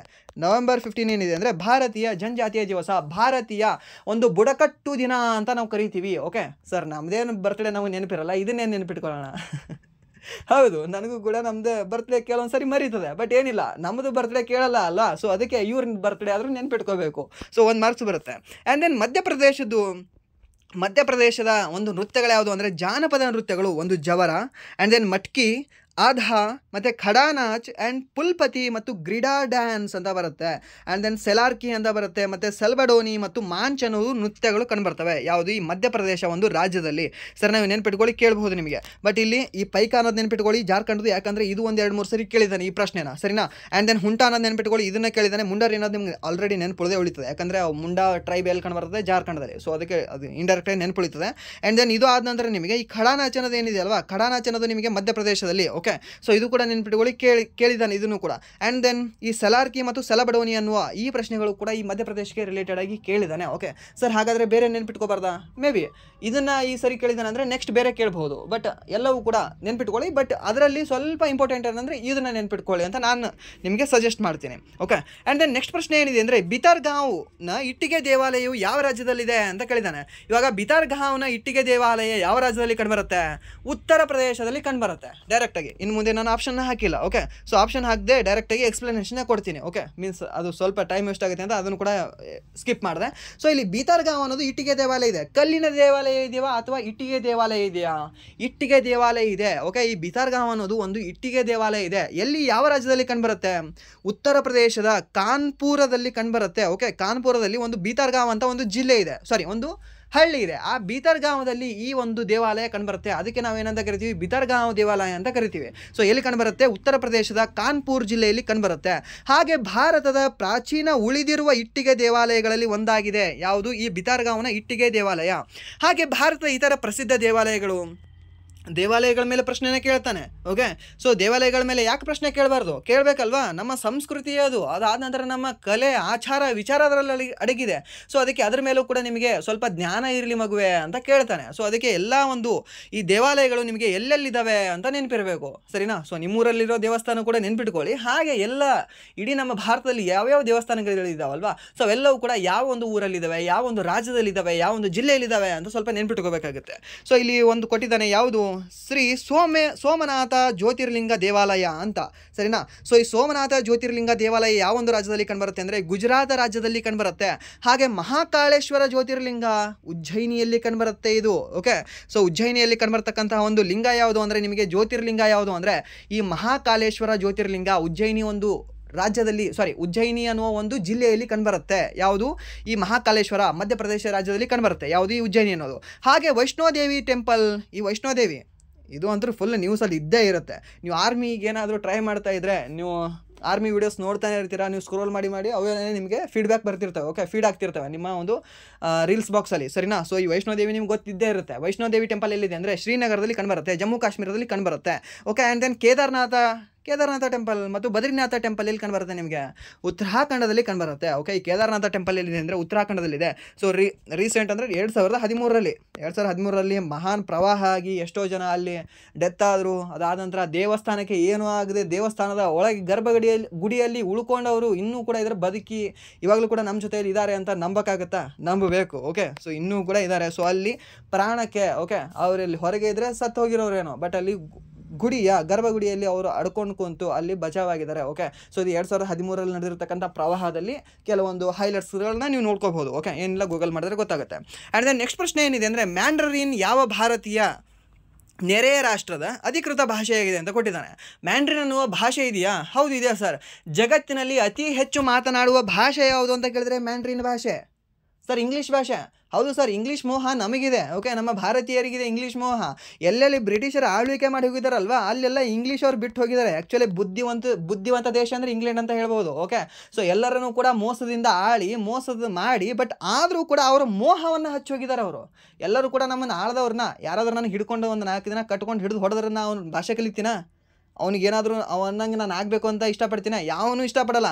ಬಟ್ ನಾವು ಭಾರತೀಯರು ಹೇಗಿದ್ದೀವಿ ಅಂದರೆ ಇವ್ರು ನಮ್ಗೆ ಹಿಡಿದು ಹೊಡೆದಿದ್ದಾರೆ, 400-500 ವರ್ಷ ಹಿಡಿದು ಹೊಡೆದಿದ್ದಾರೆ. ಆದರೂ ಕೂಡ ಅವ್ರ ಭಾಷೆನ ನಾವು ಬಿಡ್ತಾ ಇಲ್ಲ ಇಲ್ಲಿವರೆಗೂ ಕೂಡ. ಸೊ ಕಲಿಯೋದಾದರೂ ಕೂಡ ನಮ್ಮ ಕನ್ನಡ ಭಾಷೆ ಬೇಡ, ನಮಗೆ ಹಿಂದಿ ಭಾಷೆಯೂ ಕೂಡ ಬೇಡ, ತಮಿಳು ತೆಲುಗು ಬೇಡ, ಇಂಗ್ಲೀಷ್ ಬೇಕು ಅಂತ ನಾವು ಅಂತೀವಿ. ಓಕೆ, ನಾನಲ್ಲ, ಜನಸಾಮಾನ್ಯರಲ್ಲ, ಆ್ಯಕ್ಚುಲಾಗಿ ನಮ್ಮ ರಾಜಕಾರಣಿಗಳು, ನಮ್ಮ ಒಂದು ಸಿಸ್ಟಮ್, ಸರಿನಾ? ಇದು ಗೊತ್ತಿರಲಿ ನಿಮಗೆ. ಬಟ್ ಇಂಗ್ಲೀಷ್ ಅನ್ನೋದು ಅತ್ಯಂತ ದೊಡ್ಡ ಭಾಷೆ ಅಲ್ಲ, ಅತಿ ಹೆಚ್ಚು ಜನ ಮಾತನಾಡುವ ಭಾಷೆ ಅಲ್ಲ. ಬಟ್ ಮ್ಯಾಂಡ್ರಿನ್ ಅನ್ನುವ ಭಾಷೆ ಏನಿದೆ ಅಲ್ವಾ, ಅತಿ ಹೆಚ್ಚು ಜನ ಮಾತನಾಡುವ ಒಂದು ಭಾಷೆ ಆಗಿದೆ ಜಗತ್ತಿನಲ್ಲಿ, ಸರಿನಾ? ಸರ್ ಇಲ್ಲ ಸರ್, ಇವಾಗ ಜಗತ್ತಿನಲ್ಲಿ ಚೀನಾದವ್ರದ್ದು ಜನಸಂಖ್ಯೆ ಜಾಸ್ತಿ ಇದೆ, ಸೊ ಅದಕ್ಕೆ ಮ್ಯಾಂಡ್ರಿನ್ ಜಾಸ್ತಿ ಮಾತಾಡ್ತಾರೆ ಅಂತ ನೀವು ಹೇಳ್ತೀರಾ. ಬಟ್ ನಮ್ಮ ಇಂಡಿಯಾದಲ್ಲಿ ಹಿಂದಿ ಮಾತಾಡ್ತಾರಲ್ಲ ಸರ್. ಹೌದು ಸರ್, ಹಿಂದಿ ಮಾತಾಡ್ತಾರೆ. ಎಲ್ಲಿ? ನಾರ್ತ್ ಇಂಡಿಯಾದಲ್ಲಿ ಮಾತ್ರ ಹಿಂದಿ ಮಾತಾಡ್ತಾರೆ ಸರ್. ನಾರ್ತ್ ಇಂಡಿಯಾದಲ್ಲಿ ನೀವು ನೋಡಿದ್ರೆ ಇವಾಗ ಬಿಹಾರದಲ್ಲಿ ನಿಮ್ಗೆ ಹಿಂದಿ ಮಾತಾಡ್ತಾರೆ ಅಂತ ಅನಿಸ್ತದ? ಭೋಜ್ಪುರಿ ಮಾತಾಡ್ತಾರೆ ಇಲ್ಲಿ, ಲೋಕಲ್ ಲ್ಯಾಂಗ್ವೇಜ್ ಭೋಜ್ಪುರಿ. ಓಕೆ, ಡಯಾಲೆಕ್ಟ್ಸ್ ಅಂತ ಬರ್ತವೆ, ಮೀನ್ಸ್ ಉಪಭಾಷೆಗಳು ಅಂತ ಬರ್ತವೆ ಹಿಂದಿದು, ಸರಿನಾ? ಸೊ ಆ ಹಿಂದಿಯ ಉಪಭಾಷೆಗಳಾದಂತಹ ಈ ಭೋಜ್ಪುರಿ ಮತ್ತು ಈ ರಾಜಸ್ಥಾನಿ, ಹಾಗೆ ನಿಮಗೆ ಉತ್ತರಾಖಂಡದಲ್ಲಿ ಹೋದರೆ ಬೇರೆ ಬೇರೆ ಭಾಷೆಗಳು ಕಂಡು ಬರ್ತವೆ ನಿಮಗೆ. ಓಕೆ, ಸೊ ಪ್ರತಿಯೊಂದು ಪ್ರದೇಶಗಳಲ್ಲೂ ಈ ನಾರ್ತ್ ಇಂಡಿಯಾ ಅಂದರೆ ಅಲ್ಲಿ ಎಷ್ಟು ಇವಾಗ ಕನ್ನಡ ಭಾಷೆಯನ್ನು ತುಳಿತಾ ಇದ್ದೀರಾ ಅಂತ ನಾವು ಹೇಳ್ತಾ ಇದ್ದೀವಿ. ಓಕೆ, ನಮಗೆ ಡೈರೆಕ್ಟಾಗಿ ಒಂದು ಮಾತು ಸಿಗುತ್ತೆ, ನಾವು ಕರ್ನಾಟಕ ಭಾಷೆಯನ್ನು ತುಳಿತಾ ಇದ್ದಾರೆ ಸೆಂಟ್ರಲ್ ಗೌರ್ಮೆಂಟ್ ಅವರು, ಈ BJP ಗೌರ್ಮೆಂಟು ಅಂತ ನಾವು ಹೇಳಿ ಫುಲ್ ಸಾರ್ತಾ ಇದ್ದೀವಿ. ಇವಾಗ ತಮಿಳ್ನಾಡವರಂತರೂ ಫುಲ್ ಜೀವ ಬಿಡ್ತೀವಿ, ಭಾಷೆ ಬಿಡಲ್ಲ ಅಂತ ಹೇಳ್ತಾರೆ ಅವರು. ಬಟ್ ಇಲ್ಲಿ ಹೇಗಾಗಿದೆ ನಾರ್ತ್ ಇಂಡಿಯಾದಲ್ಲಿ ಅಂದರೆ ಆ್ಯಕ್ಚುಲಾಗಿ ಅವ್ರ ಭಾಷೆನೇ ಬೇರೆ ಇದೆ ರೀ, ಹಿಂದಿ ಭಾಷೆ ಅವರ ಭಾಷೆ ಅಲ್ಲ. ಇವಾಗ ಉತ್ತರ ಪ್ರದೇಶದಲ್ಲಿ ಮಾತ್ರ ನಿಮಗೆ, ಉತ್ತರ ಪ್ರದೇಶ ಮತ್ತು ದೆಹಲಿ, ಮಧ್ಯಪ್ರದೇಶದ ಕೆಲವು ಭಾಗದಲ್ಲಿ ಮಾತ್ರ ನಿಮಗೆ ಪ್ಯೂರ್ ಹಿಂದಿ ಸಿಗುತ್ತೆ. ಬಟ್ ಅದನ್ನು ಹೊರತಾಗಿ ನಿಮಗೆ ಯಾವುದೇ ರಾಜ್ಯದಲ್ಲೂ ಕೂಡ ನಿಮಗೆ ಪ್ಯೂರ್ ಹಿಂದಿ ಇಲ್ಲ. ಅವ್ರದ್ದೇ ಆದ ಕೆಲವೊಂದು ಡಯಾಲೆಕ್ಟ್ಸ್ ಭಾಷೆಗಳಿದ್ದಾವೆ. ಓಕೆ, ಲ್ಯಾಂಗ್ವೇಜ್ ಇದ್ದಾವೆ. ಸೊ ಆ ಭಾಷೆಗಳನ್ನು ಅವರು ಕೂಡ ಹೋರಾಟ ಮಾಡ್ತಾ ಇದ್ದಾರೆ. ಬಟ್ ಆ ಹೋರಾಟಗಳೇನಿದೆ ಅಂದರೆ ಸ್ವಲ್ಪ ಜಾಸ್ತಿಯಾಗಿ ಫೇಮಸ್ ಇಲ್ಲ ಅಷ್ಟೇ. ಯಾಕಂದರೆ ಅದು ಕೂಡ ಹಿಂದಿಯಾಗಿ ಅನ್ನಿಸ್ತಾ ಅಲ್ವಾ, ಸೇಮ್ ಹಿಂದಿ ಥರನೇ ಅನಿಸುತ್ತೆ. ಸೊ ದ್ಯಾಟ್ಸ್ ವೈ ಅದು ರೀಸನ್, ಸರಿನಾ? ಇದು ಗೊತ್ತಿರಲಿ ನಿಮಗೆ. ಸೊ ಮ್ಯಾಂಡ್ರಿನ್ ಭಾಷೆ ಅನ್ನೋದು ಏನಾಗಿದೆ ನಿಮಗೆ ಜಗತ್ತಿನ ಅತಿ ದೊಡ್ಡ ಭಾಷೆ ಆಗಿದೆ. ಹಿಂದಿ ಯಾಕಾಗಿಲ್ಲ ಅಂದರೆ ಹಿಂದಿ ಜಸ್ಟ್ ನಾರ್ತ್ ಇಂಡಿಯನ್ಸ್ ಮಾತ್ರ ಮಾತಾಡ್ತಾರೆ. ಸೌತ್ ಇಂಡಿಯನ್ಸಲ್ಲಿ, ನಮ್ಮ ಕರ್ನಾಟಕದಲ್ಲಿ ಕನ್ನಡವೇ ಸಾರ್ವಭೌಮ, ತಮಿಳುನಾಡಲ್ಲಿ ತಮಿಳೇ ಸಾರ್ವಭೌಮವಾಗಿದೆ, ಈ ಕೇರಳದಲ್ಲಿ ಮಲಯಾಳಮವೇ ಸಾರ್ವಭೌಮವಾಗಿದೆ, ಹಾಗೆ ಈ ತೆಲಂಗಾಣ ಮತ್ತು ಆಂಧ್ರ ಪ್ರದೇಶದಲ್ಲಿ ತೆಲುಗುವೇ ಸಾರ್ವಭೌಮ ಆಗಿದೆ, ಹಾಗೆ ಮಹಾರಾಷ್ಟ್ರದಲ್ಲಿ ಮರಾಠಿಯೇ ಸಾರ್ವಭೌಮ ಆಗಿದೆ. ಓಕೆ, ಬಟ್ ಇವಾಗ ನೀವು ಮುಂಬೈಲಿ ಏನಾದರೂ ಹೋದರೆ ನಿಮಗೆ ಮರಾಠಿ ಮಾತಾಡೋರು ಸಿಗೋದಿಲ್ಲ ಅಂದ್ಕೊಳ್ಳಿ, ಹಿಂದಿನೇ ಮಾತಾಡ್ತಾರೆ ಮ್ಯಾಕ್ಸಿಮಮ್ 99%. ಬಟ್ ಇಲ್ಲಿ ಯಾವ ರಾಜ್ಯದ ಯಾವ ಒಂದು ದೇಶದ ಈ ಭಾಷೆ ಆಗಿದೆ ಅಂದರೆ ಮ್ಯಾಂಡ್ರಿನ್ ಅನ್ನೋದು ಚೀನಾ ಭಾಷೆ ಆಗಿದೆ. ಸರಿನಾ, ಇದಕ್ಕೆ ನಾವು ಮ್ಯಾಂಡ್ರಿನ್ಗೆ ಚೀನಿ ಭಾಷೆ ಅಂತ ಕೂಡ ಕರಿತೀವಿ, ಚೈನೀಸ್ ಭಾಷೆ ಅಂತ ಕೂಡ ಕರಿತೀವಿ. ಆ್ಯಂಡ್ ದೆನ್ ಭಾರತದ ಕೆಲವೊಂದು ಬೇರೆ ನೆರೆಹೊರೆಯ ರಾಜ್ಯಗಳಿದಾವಲ್ವ, ಮೀನ್ಸ್ ದೇಶಗಳಿದಾವಲ್ವಾ, ಸೊ ಆ ದೇಶಗಳ ಭಾಷೆಗಳು ಯಾವುದಾಗಿದೆ ಬೇಕಲ್ವಾ. ಸೊ ಅದನ್ನು ಕೂಡ ಕೇಳ್ತಾನೆ, ಯಾಕಂದರೆ ಕೇಳಿದ್ದಾನೆ ಯಾವುದು ನೇಪಾಳ ದೇಶದ್ದು ನೇಪಾಳಿಯಾಗಿದೆ, ಆ್ಯಂಡ್ ದೆನ್ ಮಾಲ್ಡೀವ್ಸ್ ದೇಶದು ದಿವೇಹಿಯಾಗಿದೆ. ಇಂಪಾರ್ಟೆಂಟ್ ಇದೆ, ನೆನ್ಪಿಟ್ಕೊಳ್ಳಿ. ಇಲ್ಲಿ ಇಂಪಾರ್ಟೆಂಟ್ ಇರೋದು ನಿಮಗೆ ನೆನಪುಳಿಲಾರ್ದು ಬರೀತೀನಿ. ಒಂದು ಭೂತಾನ್ದು ಚೊಂಗ್ಬಾ ಅಂತ ಬರುತ್ತೆ, ಆ್ಯಂಡ್ ದೆನ್ ಅಫ್ಘಾನಿಸ್ತಾನ್ದು ಪಾಸ್ಟೋ ಮತ್ತು ಧರಿ ಅಂತ ಬರುತ್ತೆ. ಸರಿನಾ, ಹಾಗೆ ನಿಮಗೆ ಮಾಲ್ಡೀವ್ಸ್ದು ದಿವೇಹಿ ಅಂತ ಬರುತ್ತೆ. ಸರಿನಾ, ಉಳಿದೆಲ್ಲವೂ ಕೂಡ ನಿಮ್ಗೆ ಗೆಸ್ ಮಾಡ್ಬೋದು. ಇವಾಗ ಬಾಂಗ್ಲಾದೇಶ ಬಂಗಾಳಿ ಅಂತ ಗೆಸ್ ಮಾಡ್ಬೋದು, ಪಾಕಿಸ್ತಾನದು ಉರ್ದು ಅಂತ ಗೆಸ್ ಮಾಡ್ಬೋದು, ನೇಪಾಳದು ನೇಪಾಳಿ ಅಂತ ಗೆಸ್ ಮಾಡ್ಬೋದು. ಬಟ್ ಇಲ್ಲಿ ಅಫ್ಘಾನಿಸ್ತಾನದವರು ನಿಮಗೆ ಉರ್ದು ಮಾತನಾಡುವುದಿಲ್ಲ, ಜಾಸ್ತಿ ಉರ್ದು ಕಂಡುಬರೋದಿಲ್ಲ. ಅಲ್ಲಿ ಕಂಡುಬರ್ತಕ್ಕಂಥ ಭಾಷೆ ಯಾವುದು ಅಂದರೆ ಪಾಸ್ಟೋ ಮತ್ತು ಧರಿ ಅನ್ನುವ ಭಾಷೆಗಳು ಕಂಡುಬರ್ತವೆ. ಎಲ್ಲಿ? ಈ ಅಫ್ಘಾನಿಸ್ತಾನ ಒಂದು ದೇಶದಲ್ಲಿ. ಹಾಗೆ ಮಾಲ್ಡೀವ್ಸ್ ದೇಶದಲ್ಲಿ ದಿವೇಹಿ ಎನ್ನುವ ಒಂದು ಭಾಷೆ ಕಂಡುಬರುತ್ತೆ. ಓಕೆ, ಯಾವುದು? ಈ ಮಾಲ್ಡೀವ್ಸ್ ದೇಶದಲ್ಲಿ. ಸರಿನಾ, ಸೊ ಇದು ಸಮಭಾಜಕ ಲೈನ್ಗೆ ಒಂದು ಸಮೀಪವಾಗಿರ್ತಕ್ಕಂಥ ದೇಶವಾಗಿದೆ. ಯಾವುದು? ಈ ಮಾಲ್ಡೀವ್ಸ್ ಅನ್ನುವ ಒಂದು ದೇಶ. ಸರಿನಾ. ಆ್ಯಂಡ್ ದೆನ್ ನೆಕ್ಸ್ಟ್ ಪ್ರಶ್ನೆ ಏನಿದೆ ಅಂದರೆ ಕೆಳಗಿನವುಗಳಲ್ಲಿ ಯಾವುದು ಈಜು ಕ್ರೀಡೆಗೆ ಸಂಬಂಧಿಸಿಲ್ಲ ಅಂತ ಕೇಳಿದ್ದಾರೆ. ಮೀನ್ಸ್ ಈಜು ಕ್ರೀಡೆಗೆ ಸಂಬಂಧಿಸಲಾರದ ಒಂದು ವರ್ಡ್ ಯಾವುದಿದೆ ಅಂತ. So breaststroke, and then backstroke, freestyle ಮತ್ತು ಪೆನಾಲ್ಟಿ ಕಾರ್ನರು. ಬ್ರೆಸ್ಟ್ ಸ್ಟ್ರೋಕ್ ಅಂದರೆ ಏನು ಅಂದರೆ ಡೈರೆಕ್ಟಾಗಿ ಇವಾಗ ಮನುಷ್ಯ ಹೀಗೆ ಇಲ್ಲಿ ಮುಂದ್ಗಡೆ. ಓಕೆ, ಸೊ ಇದು ಮುಂದೆ, ಇದು ಇಲ್ಲಿ ಎರಡು ಕಾಲನ್ನು ಅಂದ್ಕೊಳ್ಳಿ. ಓಕೆ, ಇವನು ಬ್ರೆಸ್ಟ್ ಎದೆ ಏನಿದೆ ಅಲ್ವಾ, ಸೊ ಈ ಎದೆಯ ಭಾಗ ಮುಂಭಾಗ ಮಾಡಿ ಹಿಂಗೆ ಡಬ್ ಹಾರೋದಲ್ಲಿ. ಓಕೆ, ಡಬ್ ಹಾರೋದು ಮೀನ್ಸ್ ಏನೋ, ಈಗ ನಮ್ಮ ಮುಖ ಕೆಳಗಡೆ ಮಾಡಿ ಹಾರೋದು, ಅದಕ್ಕೆ ನಾವು ಏನಂತ ಕರಿತೀವಿ? ಬ್ರೆಸ್ಟ್ ಸ್ಟ್ರೋಕ್ ಅಂತ ಕರಿತೀವಿ. ಆ್ಯಂಡ್ ದೆನ್ ಬ್ಯಾಕ್ ಸ್ಟ್ರೋಕ್ ಏನು ಅಂದರೆ ನಮ್ಮ ಎದೆ ಭಾಗವನ್ನು ಮೇಲ್ಗಡೆ ಮಾಡಿ ಉಲ್ಟಾ ಇದ್ರೇನೋ ಜಂಪ್ ಮಾಡ್ತಾರೆ ಗೊತ್ತಾ, ಸೊ ಉಲ್ಟಾ ಇದ್ರೇನು ಈಸ್ ಮಾಡ್ತಾರೆ ಗೊತ್ತಾ, ಸೊ ಅದನ್ನು ನಾವೇನಂತ ಕರಿತೀವಿ? ಬ್ಯಾಕ್ ಸ್ಟ್ರೋಕ್ ಅಂತ ಕರಿತೀವಿ. ಹಾಗೆ ಫ್ರೀ ಸ್ಟೈಲ್ ಅಂದರೆ ಏನು? ಸುಮ್ಮನೆ ಕೈ ಎಕಡೊಮ್ಮೆ ಈಸಿ ಹೋಗ್ತಿರ್ತಾರೆ ಗೊತ್ತಾ, ಸೊ ಸುಮ್ಮನೆ ಫ್ರೀ ಸ್ಟೈಲಲ್ಲಿ. ಸೊ ಅದನ್ನು ನಾವೇನಂತ ಕರಿತೀವಿ? ಫ್ರೀ ಸ್ಟೈಲ್ ಅಂತ ಕರಿತೀವಿ. ಈ ಮೂರನ್ನು ಕೂಡ ನೀವು ಮಾಡಿರ್ತೀರಾ. ಬಟ್ ಇದು ಇದಕ್ಕೆ ಸಂಬಂಧಿಸಿದ? ಹೌದು, ಇದಕ್ಕೆ ಸಂಬಂಧಿಸಿದ. ಯಾವುದಕ್ಕೆ? ಈ ಈಜು ಕ್ರೀಡೆಗೆ, ಸ್ವಿಮ್ಮಿಂಗ್ಗೆ ಸಂಬಂಧಿಸಿರತಕ್ಕಂತಹ ಮೂರು ಪದಗಳು. ಒಂದು breaststroke, and then backstroke, and then freestyle ಅನ್ನೋದು, ಈ ಮೂರು ಕೂಡ ನಿಮಗೆ ಈಜು ಕ್ರೀಡೆಗೆ ಸಂಬಂಧಿಸಿದೆ. ಬಟ್ ಇಲ್ಲಿ ಪೆನಾಲ್ಟಿ ಕಾರ್ನರ್ ಅನ್ನೋದು ಏನಿದೆ? ಈಜು ಕ್ರೀಡೆಗೆ ಸಂಬಂಧಿಸಿಲ್ಲ. ಓಕೆ, ಈ ಪೆನಾಲ್ಟಿ ಕಾರ್ನರ್ ಅನ್ನೋದು ಯಾವ ಒಂದು ಕ್ರೀಡೆಗೆ ಸಂಬಂಧಿಸಿದೆ ಅಂದರೆ ಹಾಕಿ ಕ್ರೀಡೆಗೆ ಸಂಬಂಧಿಸಿದೆ. ಸರ್ ಏನು ಸರ್ ಸಡನ್ ಆಗಿ ಇಂಗ್ಲೀಷ್ ವರ್ಡ್ಸ್ಗಳು ಬಂದು? ಹೌದು ಸರ್, ಇಂಗ್ಲೀಷ್ ವರ್ಡಲ್ಲಿ ನೆನ್ಪಿಟ್ಕೋಬೇಕಾಗುತ್ತೆ. ಯಾಕಂದರೆ ಕನ್ನಡದಲ್ಲಿ ಟ್ರಾನ್ಸ್ಲೇಟ್ ಮಾಡಿದ್ರೆ ಏನು ಅಂದರೆ ಅದು ಅರ್ಥ ಹೋಗಿ ಅನರ್ಥ ಆಗಿಬಿಡುತ್ತೆ. ಮೀನ್ಸ್ ಅದು ಅಂದರೆ ಎಕ್ಸಾಕ್ಟ್ ಈ ಗೂಗಲ್ ಟ್ರಾನ್ಸ್ಲೇಟ್ ಹೇಗೆ ಮಾಡುತ್ತೆ ಅಂದರೆ ಫುಲ್ ಏನಂದರೆ ನಿಮಗೆ ನೆನ್ಪಿಟ್ಕೊಳ್ಳೋಕ್ಕೆ ಮತ್ತು ಇನ್ನೊಂದು ಆ ಕ್ವಶನ್ ಅದರದ್ದು ಅರ್ಥನೇ ಇದ್ರೆ ಫುಲ್ ಕೆಡಿಸ್ಬಿಡುತ್ತೆ. ಸೊ ಅದಕ್ಕೆ ಏನು ಮಾಡಿದ್ದೀನಿ ಅಂದರೆ ಫುಲ್ ಇಂಗ್ಲೀಷಲ್ಲಿ ಹಾಕಿದ್ದೀನಿ. ಯಾವುದು? ಈ ಪೆನಾಲ್ಟಿ ಕಾರ್ನರ್ ಅನ್ನೋದು ಹಾಕಿ ಕ್ರೀಡೆಗೆ ಸಂಬಂಧಿಸಿದರೆ ಹಾಗೆ ಕೆಲವೊಂದು ಟರ್ಮಿನಾಲಜಿಗಳು, ಈ ರೀತಿಯ ಟರ್ಮಿನಾಲಜಿಗಳು ಬೇರೆ ಬೇರೆ ಯಾವ್ಯಾವ ಸ್ಪೋರ್ಟ್ಸ್ಗೆ ಸಂಬಂಧಿಸ್ತವೆ. ಓಕೆ, ಸೊ ಅದಂದರೆ ಈ ಸ್ವಿಮ್ಮಿಂಗಿಗೆ ಸಂಬಂಧಿಸಿರ್ತಕ್ಕಂತಹ ಕೆಲವೊಂದು ಟರ್ಮಿನಾಲಜಿಗಳು ಯಾವುದಂದರೆ ಒಂದು ಇಂಡಿವಿಜುವಲ್ ಮೆಡ್ಲಿ, ಮತ್ತು ಕಿಕ್ ಅನ್ನೋದು, ಪುಲ್ಲು, ಲ್ಯಾಪು, ಮತ್ತು ಚಾಯ್ಸ್ ಬಟರ್ಫ್ಲೈ ಹಾಕಿ ಅಂತ ಬರುತ್ತೆ. ಹಾಕಿ ಯಾವುದು? ಬಟರ್ಫ್ಲೈ ಅಂತ ಬರುತ್ತೆ. ಯಾವುದಕ್ಕೆ? ಈ ಸ್ವಿಮ್ಮಿಂಗ್ ಕ್ರೀಡೆಗೆ. ಓಕೆ, ಈ ಬಟರ್ಫ್ಲೈ ಅನ್ನೋದು ಸಾಕಷ್ಟು ಸರಿ ಕೇಳಿದ್ದಾನೆ. ಯಾವುದು? ಈ ಬಟರ್ಫ್ಲೈ ಅನ್ನೋದು ಸಾಕಷ್ಟು ಸರಿ ಕೇಳಿದ್ದಾನೆ. ಮೀನ್ಸ್ ಆ ಕೇಳಿರೋ ಎಲ್ಲ ಪ್ರಶ್ನೆಗಳಲ್ಲಿ ರಿಪೀಟ್ ಆಗಿರತಕ್ಕಂತಹ ಒಂದು ಮೋಸ್ಟ್ ಪ್ರಶ್ನೆ ಯಾವುದಂದರೆ ಈ ಬಟರ್ಫ್ಲೈ ಅನ್ನೋದು. ಹಾಗೆ ಈ ಹಾಕಿ ಕ್ರೀಡೆಯಲ್ಲಿ ಯಾವ್ಯಾವ ನಿಮಗೆ ಟರ್ಮಿನಾಲಜಿಗಳು ಬರ್ತವೆ? ಯಾವ್ದಾವ್ದು ಬರ್ತವೆ ಅಂದರೆ ಒಂದು ಪೆನಾಲ್ಟಿ ಸ್ಟ್ರೋಕ್ ಅಂತ ಬರುತ್ತೆ, ಪುಷ್ ಅಂತ ಬರುತ್ತೆ, ರೈಸ್ಡ್ ಬಾಲ್ ಅಂತ ಬರುತ್ತೆ, ಸ್ಕೂಪ್ ಅಂತ ಬರುತ್ತೆ, ಆ್ಯಂಡ್ ದೆನ್ ಸೈಡ್ ಲೈನ್ ಅಂತ ಬರುತ್ತೆ. ಯಾವುದರಲ್ಲಿ? ಈ ಹಾಕಿ ಕ್ರೀಡೆಯಲ್ಲಿ. ಸರಿನಾ, ಸೊ ಸೈಡ್ ಲೈನು ಮತ್ತು penalty stroke, push, raised ball ಮತ್ತು ಸ್ಕೂಪ್ ಅನ್ನೋದು ನಿಮಗೆ ಹಾಕಿಯಲ್ಲಿ ಕಂಡುಬರುತ್ತೆ. Okay, and then scoop shot ಕ್ರಿಕೆಟಲ್ಲೂ ಕಂಡುಬರುತ್ತೆ. ಬಟ್ ಅದನ್ನು ನಾವು ಕ್ರಿಕೆಟ್ ಅಂತ ಕನ್ಸಿಡರ್ ಮಾಡಲ್ಲ. ಬಟ್ ಸ್ಕೂಪ್ ಅಂತ ನಾವು ಎದರಲ್ಲಿ ಕನ್ಸಿಡರ್ ಮಾಡ್ತೀವಿ ಅಂದರೆ ಹಾಕಿಯಲ್ಲಿ ಕನ್ಸಿಡರ್ ಮಾಡ್ತೀವಿ. ಆ್ಯಂಡ್ ದೆನ್ ನೆಕ್ಸ್ಟ್ ಯಾವುದು ಅಂದರೆ ಈ ವಾಲಿಬಾಲಲ್ಲಿ ಯಾವುದ್ಯಾವುದು ಒಂದು ಪದಗಳು ಬರ್ತವೆ ಅಂದರೆ ಅಟ್ಯಾಕ್ ಮಾಡು, ಬ್ಲಾಕ್ ಮಾಡು, ಮತ್ತು ಅಟ್ಯಾಕ್ ಎರರು, ಏಸ್. ಓಕೆ, ಮತ್ತು ಅದಾದ ನಂತರ ಬ್ಯಾಕ್ ಕೋರ್ಟು, ಮತ್ತು ಬಂಪು, ಮತ್ತು ಸೆಂಟ್ರಲ್ ಲೈನ್ ಅನ್ನುವ ಒಂದು ಪದಗಳು ನಿಮಗೆ ವಾಲಿಬಾಲ್ ಒಂದು ಕ್ರೀಡೆಯಲ್ಲಿ ಕಂಡುಬರ್ತವೆ. ಇದು ಗೊತ್ತಿರೋ ನಿಮಗೆ ಕೇಳಬಹುದು. ಆ್ಯಂಡ್ ದೆನ್ ನೆಕ್ಸ್ಟ್ ಪ್ರಶ್ನೆ ಏನಿದೆ ಅಂದರೆ ಕಮಲೇಶ್ವರ ಈ ಕೆಳಗಿನ ಯಾವ ಕಾದಂಬರಿಗೆ 2003ರಲ್ಲಿ ಸಾಹಿತ್ಯ ಅಕಾಡೆಮಿ ಪ್ರಶಸ್ತಿ ನೀಡಲಾಯಿತು ಅಂತ ಕೊಟ್ಟಿದ್ದಾರೆ. ಈ ಕಮಲೇಶ್ವರ ಅನ್ನೋರು ಒಬ್ಬರು ಲೇಖಕರಿದ್ದಾರೆ. ಸೊ ಅವರದ್ದು ಒಂದು ಪ್ರಶಸ್ತಿಗೆ, ಮೀನ್ಸ್ ಅವ್ರದ್ದು ಒಂದು ಬುಕ್ಕಿಗೆ ಒಂದು ಪ್ರಶಸ್ತಿ ಬಂದಿದೆ. ಯಾವ ಪ್ರಶಸ್ತಿ ಬಂದಿದೆ ಅಂದರೆ ಕೇಂದ್ರ ಸಾಹಿತ್ಯ ಅಕಾಡೆಮಿ ಪ್ರಶಸ್ತಿ ದೊರೆತಿದೆ ಅವರಿಗೆ. ಎಷ್ಟರಲ್ಲಿ? 2003ರಲ್ಲಿ. ಸರಿನಾ, ಸೊ 2003ರಲ್ಲಿ ದೊರೆತಿರ್ತಕ್ಕಂತಹ ಕೇಂದ್ರ ಸಾಹಿತ್ಯ ಅಕಾಡೆಮಿ ಪ್ರಶಸ್ತಿ ಯಾವ ಒಂದು ಬುಕ್ಕಿಗೆ ನೀಡಿದ್ದಾರೆ ಈ ಕಮಲೇಶ್ವರ್ ಅವ್ರ ಬುಕ್ಕು? ಕಿತ್ನೆ ಪಾಕಿಸ್ತಾನ್ ಅನ್ನುವ ಒಂದು ಬುಕ್ಕಿಗೆ ನೀಡಿದ್ದಾರೆ. ಓಕೆ, ಕಿತ್ನೆ ಪಾಕಿಸ್ತಾನ್ ಕನ್ನಡದಲ್ಲಿ ಟ್ರಾನ್ಸ್ಲೇಟ್ ಮಾಡಿದ್ರೆ ಏನಾಗುತ್ತೆ? ಎಷ್ಟು ಪಾಕಿಸ್ತಾನ ಅಂತ ಆಗುತ್ತೆ. ಸರಿನಾ? ಮೀನ್ಸ್ ಅರ್ಥ ಅದು ಕೆಟ್ಟು ಬಿಡುತ್ತೆ. ಸೊ ಅದಕ್ಕೆ ಏನು ಹಾಕಿದ್ದೀನಿ, ಇಂಗ್ಲೀಷಲ್ಲೇ ಹಾಕಿದ್ದೀನಿ. ಬಟ್ ಹಾಗೆ ಇವರು ಕೆಲವೊಂದು ಬುಕ್ ಬರೆದಿದ್ದಾರೆ. ಯಾವ್ಯಾವ ಬುಕ್ಕು ಅಂತಂದರೆ ಢಾಕ್ ಬಾಂಗ್ಲಾ ಅನ್ನೋದು, ಸರಿನಾ? ಅದಾಂಧ್ರ ಪಾರ್ಟಿಷಿಯನ್ ಅನ್ನೋದು, ಮತ್ತು ಅನ್ಬೀತಾ ವಯಾತೀತ್ ಅನ್ನೋದು, ಸರಿನಾ? ಇವೆಲ್ಲವೂ ಕೂಡ ಬುಕ್ ಬರೆದವರು ಯಾರು ಅಂದರೆ ಕಮಲೇಶ್ವರ್ ಅನ್ನುವ ಒಬ್ಬರು ಲೇಖಕರು ಈ ಬುಕ್ಗಳನ್ನು ಬರೆದಿದ್ದಾರೆ. ಸರಿನಾ? ಹಾಗೆ ಇವ್ರಿಗೆ ಬಂದಿರತಕ್ಕಂತಹ ಕೆಲವು ಬೇರೆ ಅವಾರ್ಡ್ಗಳು ಯಾವುದು ಅಂತ ಕೇಳಿದ್ರೆ ಪದ್ಮಭೂಷಣ ಅವಾರ್ಡ್ ದೊರೆತಿದೆ ಇವರಿಗೆ. ಎಷ್ಟರಲ್ಲಿ? 2006ರಲ್ಲಿ ಪದ್ಮಭೂಷಣ ಅವಾರ್ಡ್ ದೊರೆತಿದೆ. ಇವಾಗ ಇವರಿಗೆ ಕೇಂದ್ರ ಸಾಹಿತ್ಯ ಅಕಾಡೆಮಿ ಪ್ರಶಸ್ತಿ ದೊರೆತಿದ್ದು 3ರಲ್ಲಿ, ಹಾಗೆ ಇವರಿಗೆ ಪದ್ಮಭೂಷಣ ದೊರೆತಿದ್ದು 6ರಲ್ಲಿ. ಓಕೆ, 2006ರಲ್ಲಿ ದೊರೆತಿದೆ ಇವರಿಗೆ. ಸೊ ಇದನ್ನು ನೆನ್ಪಿಟ್ಕೊಳ್ಳಿ, ಕೇಳಬಹುದು. ಕಿತ್ನೆ ಪಾಕಿಸ್ತಾನ ಯಾರಿಗೆ ಸಂಬಂಧಿಸಿದೆ? ಕಮಲೇಶ್ವರ್ ಅವರಿಗೆ. ಅದಾದ ನಂತರ ಈ ಪಾರ್ಟಿಷನ್ ಯಾರಿಗೆ ಸಂಬಂಧಿಸಿದೆ? ಕಮಲೇಶ್ವರ್ ಅವರಿಗೆ. ಅನ್ಬೀತಾ ವಯಾತೀತ್ ಯಾರಿಗೆ ಸಂಬಂಧಿಸಿದೆ? ಇದೇ ಕಮಲೇಶ್ವರ್ ಅವರಿಗೆ. ಢಾಕ್ ಬಾಂಗ್ಲಾ ಎದಕ್ಕೆ ಸಂಬಂಧಿಸಿದೆ? ಈ ಕಮಲೇಶ್ ಅವರಿಗೆ ಸಂಬಂಧಿಸಿದಂತಹ ಒಂದು ಬುಕ್ ಆಗಿದೆ. ಆ್ಯಂಡ್ ದೆನ್ ನೆಕ್ಸ್ಟ್ ಪ್ರಶ್ನೆ ಏನಿದೆ ಅಂದರೆ ರೋಷನ್ ಕುಮಾರಿ, ಶೋವನ್ ನಾರಾಯಣ್, ಮಾಯಾ ರಾವ್ ಮತ್ತು ಕುಮುದಿನಿ ಲಿಖಿಯಾ ಖ್ಯಾತ ಕಲಾವಿದರಾಗಿದ್ದಾರೆ. ಯಾವ ಒಂದು ನೃತ್ಯಕ್ಕೆ ಸಂಬಂಧಿಸಿದ್ದಾರೆ ಅಂತ ಕೇಳಿದ್ದಾರೆ. ರೋಷನ್ ಕುಮಾರಿ, ಶೋವನ್ ನಾರಾಯಣ್, ಮಾಯಾ ರಾವ್ ಮತ್ತು ಕುಮುದಿನಿ ಲಖಿಯಾ ಅನ್ನೋರು ಯಾವುದಕ್ಕೆ ಸಂಬಂಧಿಸಿದ್ದಾರೆ? ಒಡಿಸ್ಸಿ ನೃತ್ಯಕ್ಕೆ, ಕುಚಿಪುಡಿ ನೃತ್ಯಕ್ಕೆ, ಹಾಗೆ ಕಥಕ್ ನೃತ್ಯಕ್ಕೆ ಮತ್ತು ಮಣಿಪುರಿಗಳು ಅಂತ ಕೊಟ್ಟಿದ್ದಾರೆ. ಸೊ ಯಾವುದು ಅಂತ ಹೇಳ್ಬೋದಾ? ಆಪ್ಷನ್ ಸಿ, ಕಥಕ್ ನೃತ್ಯಕ್ಕೆ ಸಂಬಂಧಿಸಿದ್ದಾರೆ. ಯಾರು? ಈ ರೋಷನ್ ಕುಮಾರಿ ಅನ್ನೋರು ಕಥಕ್ ನೃತ್ಯಕ್ಕೆ, ಶೋವನ್ ನಾರಾಯಣನ್ ಅವರು ಕಥಕ್ ನೃತ್ಯಕ್ಕೆ, ಮಾಯಾ ರಾವ್ ಅನ್ನೋರು ಮತ್ತು ಕುಮುದಿನಿ ಲಿಖಿಯಾ ಅನ್ನೋರು ಕೂಡ ಕಥಕ್ ನೃತ್ಯಕ್ಕೆ ಸಂಬಂಧಿಸಿದಂತಹ ಕಲಾವಿದರಾಗಿದ್ದಾರೆ. ಸರಿನಾ? ಸೊ ಹಾಗೆ ಈ ಕಥಕ್ ಪ್ರಸಿದ್ಧ ಶಾಸ್ತ್ರೀಯ ನೃತ್ಯಗಾರ ಯಾರು ಬರ್ತಾರೆ ನಿಮಗೆ ಅಂದರೆ ಬಿರ್ಜು ಮಹಾರಾಜ್ ಅವರು ಬರ್ತಾರೆ.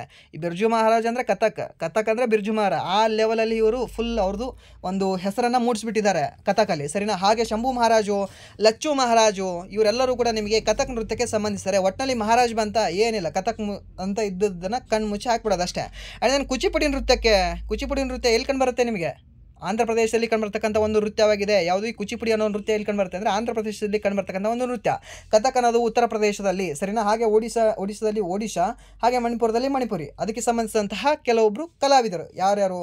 ರಾಧಾ ರೆಡ್ಡಿ ಯಾವುದಕ್ಕೆ? ಕುಚಿಪುಡಿಗೆ. ಹಾಗೆ ಯಾಮಿನಿ ರೆಡ್ಡಿ ಕುಚಿಪುಡಿಗೆ, ಕೌಶಲ್ಯ ರೆಡ್ಡಿ ಕುಚಿಪುಡಿಗೆ. ಸೊ ಮ್ಯಾಕ್ಸಿಮಮ್ ರೆಡ್ಡಿಗಳು ನಿಮಗೆ ಕುಚಿಪುಡಿಗೆ ಸಂಬಂಧಿಸಿದ್ದಾರೆ. ಹಾಗೆ ಒಡಿಸ್ಸಾಕ್ಕೆ ಕೇಲುಚರಣ ಮಹಾಪಾತ್ರ, ಸುಜಾತ ಮಹಾಪಾತ್ರ ಮತ್ತು ಮೇಧುಮಿತಾ ರಾವುತ್ ಅನ್ನೋರು ನಿಮಗೆ ಈ ಒಡಿಸ್ಸಾ ನೃತ್ಯಕ್ಕೆ ಸಂಬಂಧಿಸಿದ್ದಾರೆ. ಹಾಗೆ ಮಣಿಪುರಿ ನೃತ್ಯಕ್ಕೆ ಯಾರ್ಯಾರು ಸಂಬಂಧಿಸಿದ್ದಾರೆ? ಎಂಬ್ಲಬ್ಬಂ ಗಂಭಿನಿ ದೇವಿ ಅನ್ನೋರು, ಮತ್ತು ನಿರ್ಮಲಾ ಮೆಹ್ತಾ ಅನ್ನೋರು, ಮತ್ತು ಗುರು ಬಿಪಿನ್ ಸಿಂಗ್ ಅನ್ನೋರು ನಿಮಗೆ ಮಣಿಪುರ ನೃತ್ಯಕ್ಕೆ ಸಂಬಂಧಿಸಿದ್ದಾರೆ. ಹಾಗೆ ಜವರೇ ದೇವಿ ಅಂತ ಬರ್ತಾರೆ. ಓಕೆ, ಈ ಜವರೇ ದೇವಿ ಅಕ್ಕ ತಂಗಿಯರು ಅಂತ ಬರ್ತಾರೆ. ಓಕೆ, ಈ ಜವರೇ ದೇವಿ ಸಿಸ್ಟರ್ಸ್ ಯಾವ ಒಂದು ನೃತ್ಯಕ್ಕೆ ಸಂಬಂಧಿಸಿದ್ದಾರೆ? ಜವರೇ ದೇವಿ ಸಹೋದರಿಯರು ಯಾವ ನೃತ್ಯಕ್ಕೆ ಸಂಬಂಧಿಸಿದ್ದಾರೆ ಅಂದರೆ ಅಗೇನ್ ಈ ಮಣಿಪುರ ನೃತ್ಯಕ್ಕೆ ಸಂಬಂಧಿಸಿದ್ದಾರೆ. ಮಣಿಪುರಿ ನೃತ್ಯಕ್ಕೆ ಸಂಬಂಧ ಹೊಂದಿದರು ಯಾರು ಅಂದರೆ ಈ ಜವರೇ ದೇವಿ ಸಹೋದರಿಯರು. ಆ್ಯಂಡ್ ದೆನ್ ನೆಕ್ಸ್ಟ್ ಪ್ರಶ್ನೆ ಏನಿದೆ ಅಂದರೆ ರಾಣಿ ಮಾಚಯ್ಯ ಅವರು 2023ರಲ್ಲಿ ಪದ್ಮಶ್ರೀ ಪ್ರಶಸ್ತಿ ಪಡೆದ ಜಾನಪದ ನೃತ್ಯಗಾರ್ತಿ. ಈ ರಾಣಿ ಮಾಚಯ್ಯನವರು ಯಾವ ಒಂದು ನೃತ್ಯಕ್ಕೆ ಪದ್ಮಶ್ರೀ ಪಡೆದಿದ್ದಾರೆ 2023ರಲ್ಲಿ? ಉಮ್ಮತ್ತತ್. ಸರಿನಾ? ಉಮ್ಮತ್ತತ್ ಅಂದರೆ ಏನು? ಕೊಡಗಿನವ್ರಿಗೆ ಗೊತ್ತಾಗುತ್ತೆ. ಇದು ಉಮ್ಮತ್ತತ್ ಅಂದರೆ ಕೊಡಗಿನಲ್ಲಿ ಮಾಡ್ತಕ್ಕಂತಹ ಒಂದು ನೃತ್ಯ ಆಗಿದೆ. ಕೊಡವ ಮಹಿಳೆಯರು ಪ್ರದರ್ಶಿಸುವ ಒಂದು ನೃತ್ಯವಾಗಿದೆ. ಯಾವುದು? ಈ ಉಮ್ಮತ್ತತ್ ಅನ್ನುವ ಒಂದು ನೃತ್ಯ. ಸರಿನಾ? ಸೊ ಇದು ಕೂರ್ಗ್ ಅಥವಾ ನಮ್ಮ ಕರ್ನಾಟಕದ ಸಾಂಪ್ರದಾಯಿಕ ನೃತ್ಯ ಪ್ರಕಾರ ಲಂಬಾಡಿ. ಸರಿನಾ? ಇದು ನೃತ್ಯ ಪ್ರಕಾರವಾಗಿದೆ. ಹಾಗೆ ಲಂಬಾಡಿ ಅನ್ನೋದು ಲಂಬಾಡಿ ನೃತ್ಯ ಯಾರು ಮಾಡ್ತಾರೆ ಅಂದರೆ ಈ ತೆಲಂಗಾಣ ಮತ್ತು ಆಂಧ್ರ ಪ್ರದೇಶದ ಪ್ರಾಚೀನ ಜಾನಪದ ನೃತ್ಯ ಆಗಿದೆ. ಯಾವುದು? ಈ ಲಂಬಾಡಿ ಡ್ಯಾನ್ಸ್ ಅನ್ನೋದು. ಸರಿನಾ? ಸೊ ಇದು ಬಂಜಾರರು ಅಥವಾ ಸೆಂಗಾಲಿಗಳು ಅಂತ ಕರಿತೀವಿ ನಾವು ಅವರನ್ನು. ಸೊ ಅವರು ಆ ಒಂದು ಜನಾಂಗ ಏನು ಮಾಡ್ತಾರೆ? ಈ ಲಂಬಾಡಿ ಡ್ಯಾನ್ಸ್ ಅನ್ನೋದನ್ನು ಮಾಡ್ತದೆ. ಸರಿನಾ? ಸೊ ಎಂಬ ಅಲೆಮಾರಿ ಬುಡಕಟ್ಟು ಜನ ಇದನ್ನು ಪ್ರದರ್ಶನ ಮಾಡ್ತಾರೆ. ಆ್ಯಂಡ್ ದೆನ್ ಗುಸಾಡಿ ಅನ್ನುವ ನೃತ್ಯ ಇದು ಕೂಡ ತೆಲಂಗಾಣದ ಬುಡಕಟ್ಟು ನೃತ್ಯವಾಗಿದೆ. ಯಾವುದು? ಈ ಗುಸಾಡಿ ಅನ್ನೋದು. ಹಾಗೆ ಇದನ್ನು ಗೊಂಡ ಬುಡಕಟ್ಟು ಜನಾಂಗದವರು ಪ್ರದರ್ಶನ ಮಾಡ್ತಾರೆ. ಯಾವುದು? ಈ ಗುಸಾಡಿಯನ್ನು ಯಾರು ಮಾಡ್ತಾರೆ ಅಂದರೆ ಗೊಂಡ ಅವರು ಮಾಡ್ತಾರೆ. G for Gonda, G for Gusadi. ಎಲ್ಲಿ ಅಂದರೆ ತೆಲಂಗಾಣದಲ್ಲಿ. ಹಾಗೆ ದಂಸಾ ಅನ್ನೋದು ಆಂಧ್ರ ಪ್ರದೇಶದ ಬುಡಕಟ್ಟು ನೃತ್ಯ ಪ್ರಕಾರವಾಗಿದೆ. ಇದನ್ನು ಮಾಡೋರು ಯಾರು ಅಂದರೆ ಫೋರ್ಜಾ ಬುಡಕಟ್ಟು ಅವರು ಮಾಡ್ತಾರೆ. ಯಾವುದನ್ನು? ಈ ದಿಮ್ಸಾ ಅನ್ನೋದನ್ನು. ಈ ದಿಮ್ಸಾ ಒಂದು ಡ್ಯಾನ್ಸನ್ನು ಯಾರು ಮಾಡ್ತಾರೆ ಅಂದರೆ ಫೋರ್ಜಾ ಬುಡಕಟ್ಟು ಅವರು ಮಾಡ್ತಾರೆ. ಎಲ್ಲಿ ಅಂದರೆ ಆಂಧ್ರ ಪ್ರದೇಶ ಒಂದು ಜಿಲ್ಲೆಯಲ್ಲಿ, ಆಂಧ್ರ ಪ್ರದೇಶ ಒಂದು ರಾಜ್ಯದಲ್ಲಿ. ಸರಿನಾ? ಆ್ಯಂಡ್ ದೆನ್ ನೆಕ್ಸ್ಟ್ ಪ್ರಶ್ನೆ ಏನಿದೆ ಅಂದರೆ ನೃತ್ಯಗಾರರಾದ ಪದ್ಮಾ ಸುಬ್ರಹ್ಮಣ್ಯಂ, ಅಲರ್ಮೇಲ್ವಲ್ಲಿ, ಯಾಮಿನಿ ಕೃಷ್ಣಮೂರ್ತಿ ಮತ್ತು ಅನಿತಾ ರತ್ನಂ ಯಾವ ಒಂದು ನೃತ್ಯಕ್ಕೆ ಸಂಬಂಧಿಸಿದ್ದಾರೆ? ಆಬ್ವಿಯಸ್ಲಿ ಇದು ಗೊತ್ತೇ ಇರುತ್ತೆ ನಿಮಗೆ. ಯಾರ ಹೆಸರು ನೋಡೋರು ಗೊತ್ತಾಗುತ್ತೆ? ಅಲರ್ಮೇಲ್ವಲ್ಲಿ ಇವ್ರ ಹೆಸರು ನೋಡೋರು ಗೊತ್ತಾಗುತ್ತೆ. ಯಾಮಿನಿ ಕೃಷ್ಣಮೂರ್ತಿ ಇವರಂತರೂ ಹೆವಿ ಫ್ಯಾಮಿಲಿಯರ್ ಇದಕ್ಕೆ. ಯಾರು? ಭರತನಾಟ್ಯ ನೃತ್ಯಕ್ಕೆ. ಓಕೆ, ಈ ಪದ್ಮಾ ಸುಬ್ರಹ್ಮಣ್ಯಂ, ಅಲರ್ಮೇಲ್ವಲ್ಲಿ, ಯಾಮಿನಿ ಕೃಷ್ಣಮೂರ್ತಿ ಮತ್ತು ಅನಿತಾ ರತ್ನಂ ಅನ್ನೋರು ಯಾವ ಒಂದು ನೃತ್ಯಕ್ಕೆ ಸಂಬಂಧ ಹೊಂದಿದ್ದಾರೆ ಅಂದರೆ ಭರತನಾಟ್ಯ ನೃತ್ಯಕ್ಕೆ ಸಂಬಂಧ ಹೊಂದಿದ್ದಾರೆ. ಹಾಗೆ ಇತರ ಪ್ರಸಿದ್ಧ ನೃತ್ಯಗಾರರು ಯಾರ್ಯಾರು ಈ ಭರತನಾಟ್ಯಕ್ಕೆ ಸಂಬಂಧಿಸಿದವರು? ರುಕ್ಮಿಣಿ ದೇವಿ ಅರುಂಡೆಲ್, ಆ್ಯಂಡ್ ದೆನ್ ಸವಿತಾ ಶಾಸ್ತ್ರಿ, ಪದ್ಮಾ ಸುಬ್ರಹ್ಮಣ್ಯಂ, ಮತ್ತು ಅದಕ್ಕೆ ಸಂಬಂಧಿಸಿದಂಥ ಕೆಲವು ನೃತ್ಯಗಾರರು ಯಾರು, ಈ ಅನಿತಾ ರತ್ನಮು, ಯಾಮಿನಿ ಕೃಷ್ಣಮೂರ್ತಿ, ಪದ್ಮ ಸುಬ್ರಹ್ಮಣ್ಯ ಮತ್ತು ಅಲಾರ್ಮೇಲು ಅಲ್ಲಿಯನವರು, ಸರಿನಾ. ಹಾಗೆ ಮೋಹಿನಿಯಟ್ಟಂಗೆ ಸಂಬಂಧಿಸಿದಂಥ ನೃತ್ಯಗಾರರು ಯಾರು, ಗೋಪಿಕಾ ವರ್ಮಾ, ಕೆ ಕಲ್ಯಾಣಕುಟ್ಟಿ ಅಮ್ಮ, ಸುನಂದಾ ನಾಯರನವರು. ಹಾಗೆ ಒಡಿಸ್ಸಿ ನೃತ್ಯಕ್ಕೆ ಸುಜಾತಾ ಮೊಹಪಾತ್ರ, ಸೋನಾಲ್ ಮಾನ್ಸಿಂಗ್ ಮತ್ತು ಶರ್ಮಿಳಾ ಬಿಸ್ವಾಸು. ಸೊ ಇದರಲ್ಲಿ ಸೋನಾಲು, ಈ ಸೋನು ಅನ್ನೋ ಏನು ಹೆಸರಿದೆ ಅಲ್ವಾ, ಈ ಸೋನಾಲ್ ಮಾನ್ಸಿಂಗ್ ಅವರು ಜಸ್ಟ್ ಇವರು ಒಡಿಸ್ಸಿ ನೃತ್ಯ ಮಾತ್ರ ಮಾಡಲ್ಲ, ಭರತನಾಟ್ಯ ನೃತ್ಯವನ್ನು ಕೂಡ ಮಾಡ್ತಾರೆ. ಯಾರು, ಈ ಸೋನಾಲ್ ಮಾನ್ಸಿಂಗ್ ಅವರು ಎರಡೂ ನೃತ್ಯಗಳಲ್ಲಿ ಪ್ರವೀಣೆಯಾಗಿದ್ದಾರೆ. ಪ್ರವೀಣ ಆಗಿದ್ದಾರೆ. ಯಾರು, ಈ ಸೋನಾಲ್ ಮಾನ್ಸಿಂಗ್ ಅವರು, ನೆನ್ಪಿಟ್ಕೊಳ್ಳಿ ಕೇಳ್ಬೋದು. ಹಾಗೆ ಶರ್ಮಿಳಾ ಬಿಸ್ವಾಸನ್ ಅವರು ಜಸ್ಟ್ ಒಡಿಸ್ಸಾಲಿ ಪ್ರವೀಣೆಯಾಗಿದ್ದಾರೆ. ಆ್ಯಂಡ್ ದೆನ್ ಈ ಕಥಕಲ್ಲಿ ಬಿರ್ಜು ಮಹಾರಾಜ್, ಶೋಭನ್ ನಾರಾಯಣ್ ಮತ್ತು ರಾಜೇಂದ್ರ ಗಂಗಣಿ ಅಂತ ಕಂಡುಬರ್ತಾರೆ. ಯಾವ ಒಂದು ನೃತ್ಯಕ್ಕೆ, ಈ ಕಥಕ್ ನೃತ್ಯಕ್ಕೆ. ಆ್ಯಂಡ್ ದೆನ್ ನೆಕ್ಸ್ಟ್ ಪ್ರಶ್ನೆ ಏನಿದೆ ಅಂದರೆ, ಭಾರತೀಯ ಶಾಸ್ತ್ರೀಯ ಗಾಯಕ ಪಂಡಿತ್ ಜಸ್ರಾಜ್ ಅವರು ಈ ಕೆಳಗಿನ ಯಾವ ಸಂಗೀತ ಘರಾಣೆಗೆ ಸಂಬಂಧಿಸಿದ್ದಾರೆ. ಜಸ್ರಾಜ್ ಅವರು ಯಾವ ಒಂದು ಘರಾಣಕ್ಕೆ ಅಂದರೆ ಮೇವಾಟಿ ಘರಾಣಕ್ಕೆ. ಈ ಘರಾಣದ ಮೇಲೂ ಕೂಡ ನಿಮಗೆ ಪ್ರಶ್ನೆಯನ್ನು ಕೇಳ್ತಾನೆ. ಸೊ ಅದಕ್ಕೆ ಈ ಪಂಡಿತ್ ಜಸ್ರಾಜ್ ಅವರು ಯಾವ ಒಂದು ಘರಾಣಕ್ಕೆ ಸಂಬಂಧಿಸಿದ್ದಾರೆ ಅಂತ ನಿಮ್ಗೆ ಏನಾದರೂ ಕೇಳಿದ್ರೆ ಮೇವಾಟಿ ಘರಾಣ ಅಂತ ಹೇಳಬೇಕಾಗುತ್ತೆ, ಸರಿನಾ. ಹಾಗೆ ಪಂಡಿತ್ ಜಸ್ರಾಜ್ ಅವರಿಗೆ ಬಂದಂತಹ ಪ್ರಶಸ್ತಿಗಳು ಯಾವುದು, ಪದ್ಮಭೂಷಣ ಪ್ರಶಸ್ತಿ 90ರಲ್ಲಿ, ಪದ್ಮವಿಭೂಷಣ ಪ್ರಶಸ್ತಿ 2000ರಲ್ಲಿ, ಪದ್ಮಶ್ರೀ ಪ್ರಶಸ್ತಿ 75ರಲ್ಲೇ ದೊರೆತಿದೆ ಅವರಿಗೆ. ಹಾಗೆ ಸಂಗೀತ ನಾಟಕ ಅಕಾಡೆಮಿ ಪ್ರಶಸ್ತಿ 87ರಲ್ಲಿ ದೊರೆತಿದೆ. ಹಾಗೆ ಘರಾಣಗಳು ಮತ್ತು ಕೆಲವು ಕಲಾವಿದರ ಬಗ್ಗೆ ಮಾತನಾಡೋದಾದರೆ, ಮೇವಾಟಿ ಘರಾಣದ ಗಗ್ಗೆ ನಜೀರ್ ಖಾನ್ ಅಂತ ಬರ್ತಾರೆ. ಈ ಮೇವಾಟಿ ಘರಾಣಕ್ಕೆ ಇನ್ನು ಕೆಲವರು ಯಾರ್ಯಾರು ಅಂದರೆ, ಈ ಜಸ್ರಾಜನ್ನ ಬಿಟ್ಟು ಈ ಗಗ್ಗೆ ನಜೀರ್ ಖಾನ್ ಅನ್ನೋರು ಬರ್ತಾರೆ. ಅದಾದ ನಂತರ ಪಟಿಯಾಲ ಘರಾಣಕ್ಕೆ ಅಲಿ ಬಕ್ಷ್ ಜನಾಯಿರ್ಲ್ ಖಾನ್ ಅಂತ ಬರ್ತಾರೆ. ಯಾವುದು, ಪಟಿಯಾಲ ಘರಾಣಕ್ಕೆ, ಸರಿನಾ. ಹಾಗೆ ಬಡೆ ಗುಲಾಮಿ ಖಾನ್ ಅಂತ ಬರ್ತಾರೆ. ಮತ್ತು ದಗರಿ ಗುಂಡೇಚಾ ಬ್ರದರ್ಸ್ ಅಂತ ಬರ್ತಾರೆ. ಮತ್ತು ಜಿಯಾ ಮೊಹಿಯುದ್ದೀನ್ ಅನ್ನೋರು ಕೂಡ ನಿಮಗೆ ಈ ಪಟಿಯಾಲ ಘರಾಣಕ್ಕೆ ಸಂಬಂಧ ಹೊಂದಿದ್ದಾರೆ, ಸರಿನಾ. ಇದು ಗೊತ್ತಿರಲಿ ನಿಮಗೆ ಕೇಳ್ಬೋದು. ಆ್ಯಂಡ್ ದೆನ್ ನೆಕ್ಸ್ಟ್ ಏನಿದೆ ಅಂದರೆ ಪ್ರಶ್ನೆ, 2011ರ ಭಾರತದ ಜನಗಣತಿಯ ಪ್ರಕಾರ ಈ ಕೆಳಗಿನ ಯಾವ ರಾಜ್ಯವು ಕಡಿಮೆ ಸಾಕ್ಷರತೆಯನ್ನು ಹೊಂದಿದೆ ಅಂತ ಕೇಳಿದ್ದಾರೆ. ಯಾವ ರಾಜ್ಯ ಅತಿ ಕಡಿಮೆ ಸಾಕ್ಷರತೆಯನ್ನು ಹೊಂದಿದೆ ಹೇಳ್ಬೋದಾ. ಬಿಹಾರ ರೀ. ಎಷ್ಟು ಹೊಂದಿದೆ, 61.80% ಹೊಂದಿದೆ. ಮೀನ್ಸ್ 100 ಜನ ಏನಾದರೂ ನಿಮಗೆ ಹಿಡ್ಕೊಂಡು ಬಂದರೆ ಅಲ್ಲಿವರಿಗೆ ಅಂದರೆ ಅದರಲ್ಲಿ 61 ಜನರಿಗೆ ಮಾತ್ರ ನಿಮಗೆ ಓದೋಕ್ಕೆ ಬರೆಯೋಕ್ಕೆ ಬರ್ತದೆ. ಉಳಿದವರು ಎಲ್ಲರೂ ಕೂಡ ಅನಕ್ಷರಸ್ಥರು ಕಂಡು ಬರ್ತಾರೆ ನಿಮಗೆ. ಮೀನ್ಸ್ ಇಲ್ಲಿ ಅಕ್ಷರಸ್ಥ ಪ್ರಮಾಣ ಎಷ್ಟಿದೆ ಅಂದರೆ 61% ಮಾತ್ರ ಇದೆ, ಸರಿನಾ. ಹಾಗೆ ಅತಿ ಹೆಚ್ಚು ಎಲ್ಲಿದೆ, ಯಾವ ರಾಜ್ಯದಲ್ಲಿ ಕಂಡುಬರ್ತದೆ ಅಂದರೆ ಕೇರಳದಲ್ಲಿ ಕಂಡುಬರ್ತದೆ. 94 ಮಂದಿ ಕಲ್ತವ್ರೆ ಇದ್ದಾರೆ ಅಲ್ಲಿ. ಎಲ್ಲಿ, ಕೇರಳದಲ್ಲಿ. ಲಕ್ಷದ್ವೀಪದಲ್ಲಿ 91 ಜನ ಕಲ್ತವ್ರೆ ಕಂಡುಬರ್ತಾರೆ. ಮಿಜೋರಾಂದಲ್ಲಿ 91 ಜನ ಕಲ್ತವ್ರು ಕಂಡುಬರ್ತಾರೆ, ಸರಿನಾ. ಕೇಂದ್ರಾಡಳಿತ ಪ್ರದೇಶದಲ್ಲಿ ಫಸ್ಟ್ ಯಾವುದಿದೆ, ಲಕ್ಷದ್ವೀಪ. ಜಸ್ಟ್ ರಾಜ್ಯಗಳಲ್ಲಿ ಅಂದರೆ ಕೇರಳ.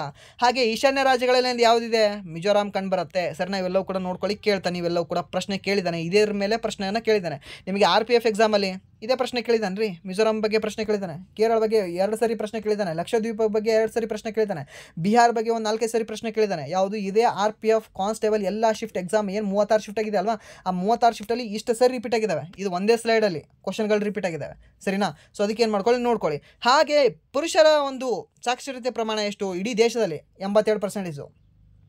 ಇಡೀ ನಮ್ಮ ದೇಶದಲ್ಲಿ 100 ಜನ ಪುರುಷರಿಗೆ ಕರ್ಕೊಂಡು ಬಂದರೆ 82 ಜನ ಸಾಲಿ ಕಲ್ತವ್ರು ಇದ್ದಾರೆ. ಮಹಿಳೆಯರು 65 ಜನ ಮಾತ್ರ ಸಾಲಿ ಕಲ್ತವ್ರು ಸಿಗ್ತಾರೆ ನಿಮಗೆ. ಎಲ್ಲಿ, ಮಹಿಳೆಯರಲ್ಲಿ, ಇಡೀ ನಮ್ಮ ಭಾರತದಲ್ಲಿ. ಬಟ್ ಮಹಿಳೆಯರ ಸಾಕ್ಷರತೆ ಅತಿ ಹೆಚ್ಚು ಯಾವ ಒಂದು ರಾಜ್ಯದಲ್ಲಿ ಕಂಡುಬರುತ್ತೆ, ಅಗೇನ್ ಕೇರಳದಲ್ಲೇ. ಇದು ಗೊತ್ತಿರಲಿ ಕೇಳಬಹುದು. ಆ್ಯಂಡ್ ದೆನ್ ನೆಕ್ಸ್ಟ್ ಪ್ರಶ್ನೆ ಏನಿದೆ ಅಂದರೆ, ಪ್ರಸಿದ್ಧ ಬೃಹದೀಶ್ವರ ದೇವಾಲಯ ಯಾವ ರಾಜ್ಯದಲ್ಲಿ ಕಂಡುಬರುತ್ತೆ ಅಂತ ಕೊಟ್ಟಿದ್ದಾನೆ.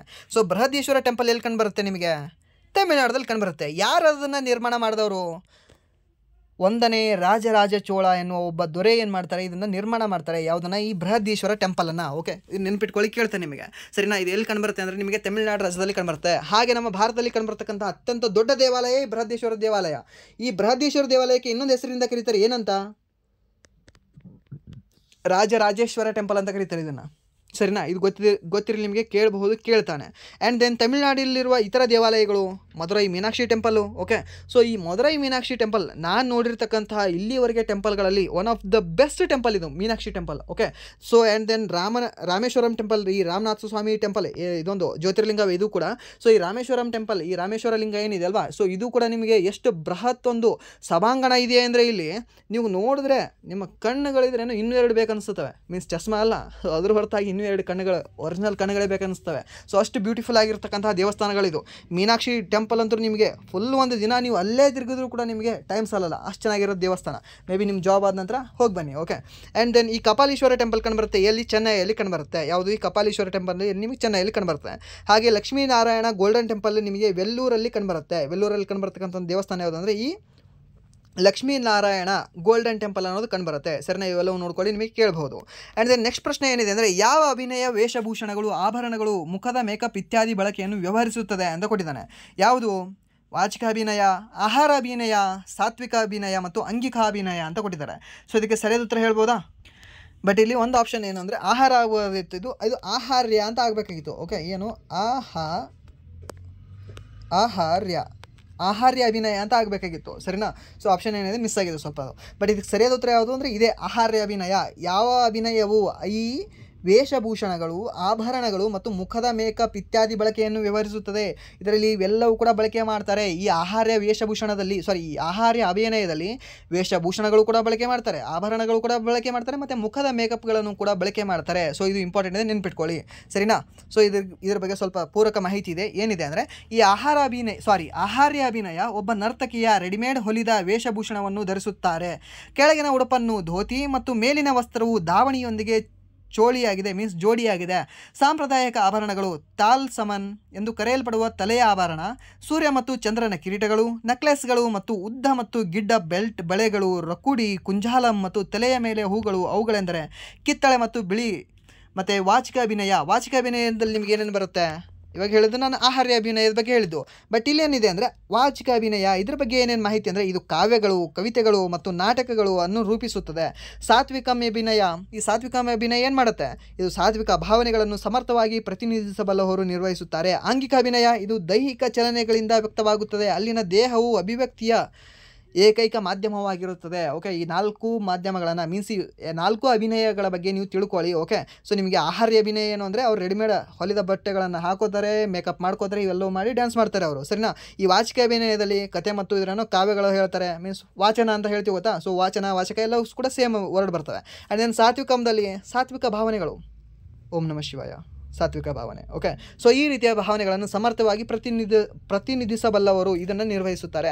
ಹಾಗೆ ಆಂಗಿಕ ಅಭಿನಯ ಮೀನ್ಸ್ ಇದು ದೈಹಿಕ ಚಲನೆಗಳಿಂದನೇ ಎಲ್ಲವೂ ಕೂಡ ಹೇಳ್ತದೆ, ಮಾತು ಹೇಳಲ್ಲ ಇವರು ಯಾರು ಕೂಡ. ಓಕೆ,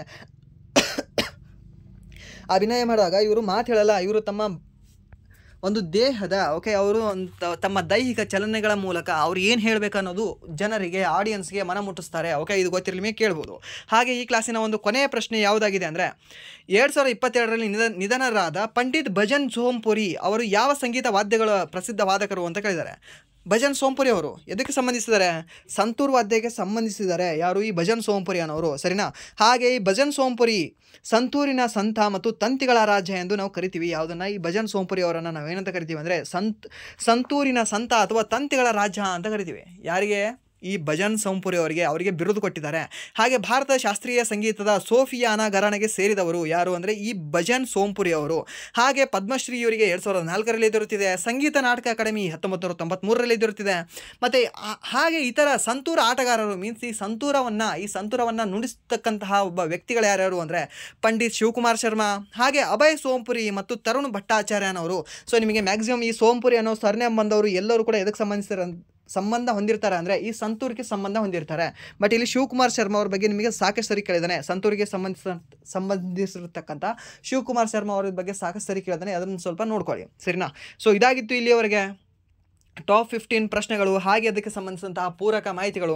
ಸೊ ಜಸ್ಟ್ ಇದು 15 ಪ್ರಶ್ನೆಗಳ ಒಂದು ಸ್ಟ್ಯಾಟಿಕ್ ಜಿ ಕೆ ಅಂತ ಮಾತ್ರ ಹೇಳೋದಲ್ಲದೆ ಈ 15 ಪ್ರಶ್ನೆಯಲ್ಲೇ ನೋಡಿ ಇಲ್ಲೇ ಎಷ್ಟು ಪ್ರಶ್ನೆಗಳಾಗ್ತವೆ ನಿಮಗೆ. ಓಕೆ, ಇದ್ಯಾವುದು? ಈ ಭಜನ್ ಸೋಂಪುರಿ ಅವರಿಗೂ ಇರ್ತಕ್ಕಂತಹ ಬಿರುದುಗಳು ಯಾವುದು ಅಂತ ನಿಮಗೆ ಕೇಳ್ಬೋದು. ಸಂತೂರಿನ ಸಂತ ಅಂತ ಕರಿತೀವಿ ಇವರನ್ನ, ಹಾಗೆ ತಂತಿಗಳ ರಾಜ್ಯ ಅಂತ ಕರಿತೀವಿ.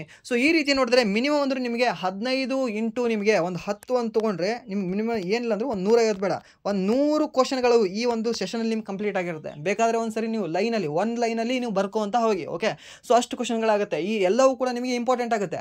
ಜಸ್ಟ್ ಇವಾಗ ಇದಕ್ಕೂ ಕೂಡ ನಾನು ಕ್ವಶನ್ ಮಾಡ್ಕೊಂಡು ಬರ್ಬೋದು, ಟೈಪ್ ಮಾಡ್ಕೊಂಡು, ಏನು ಸಂತೂರ್ನ ಸಂತ ಅಂತ ಯಾವ್ದು ಕರೀತಾರೆ ನೆಕ್ಸ್ಟ್ ಸ್ಲೈಡಲ್ಲಿ ಹಾಗೆ ಹಾಕ್ತಾ ನಿಮಗೆ ಒಂದು 50 ಕ್ವಶನ್ ಅಂತ ನಿಮಗೆ ನಾನು ತೋರಿಸಿ ಮಾಡಿ ನಾನು ಅದನ್ನು ಒಂದು ಇವಾಗ ಎಷ್ಟು ಟೈಮ್ ಆಗಿದೆ? 43 ನಿಮಿಷ ಆಗಿದೆ. ಈ 43 ನಿಮಿಷದಲ್ಲಿ ಅಷ್ಟನ್ನು ಮಾಡ್ಬೋದು. ಓಕೆ, ಬಟ್ ಅಲ್ಲಿ ಏನನ್ಸುತ್ತೆ ಜಾಸ್ತಿ ಸ್ಲೈಡ್ಗಳಾಗುತ್ತೆ ಅಷ್ಟೇ. ಬಟ್ ಏನು ಜಾಸ್ತಿ ಟೈಮ್, ಇದಕ್ಕಿಂತ ಜಾಸ್ತಿ ಟೈಮ್ ಕನ್ಸ್ಯೂಮ್ ಆಗುತ್ತೆ. ಮತ್ತು ಅಲ್ಲಿ ಆಪ್ಷನ್ ಓದಿ ಹೇಳೋದು ಮಾಡೋದು. ಸೊ ಅದಕ್ಕೇನಿದೆ ಅಂದರೆ ಅದಕ್ಕೆ ಸಂಬಂಧಿಸಿದಂತಹ ಮಾಹಿತಿಯು ಕೂಡ ಇದ್ರ ಜೊತೆ ಹೇಳೋದ್ರಿಂದ ನಿಮಗೆ ಒಂದು ಟೈಮ್ ಏನಾಗುತ್ತೆ ಕನ್ಸ್ಯೂಮು ಕಡಿಮೆ ಆಗುತ್ತೆ. ಇನ್ನೊಂದು ಏನಂದರೆ ನಿಮಗೆ ಇದ್ರ ಜೊತೆ ಅದು ಕೂಡ ಮಾಹಿತಿ ಹೋಗುತ್ತೆ ಅನ್ನೋದು ನನ್ನ ಒಂದು ಅಭಿಪ್ರಾಯ. ಓಕೆ, ಸೊ ಇಷ್ಟು ಹೇಳ್ತಾ ಇಲ್ಲಿವರೆಗೆ ಫಸ್ಟ್ ಆಫ್ ಆಲ್ ವಿಡಿಯೋ ನೋಡೋದಕ್ಕಾಗಿ ಧನ್ಯವಾದಗಳು. ಹಾಗೆ ಇಲ್ಲಿವರೆಗೂ ವಿಡಿಯೋ ನೋಡಿ, ವಿಡಿಯೋ ಇಷ್ಟ ಆಗಿದ್ರೆ ಲೈಕ್ ಮಾಡಿ, ಸಬ್ಸ್ಕ್ರೈಬ್ ಮಾಡಿ.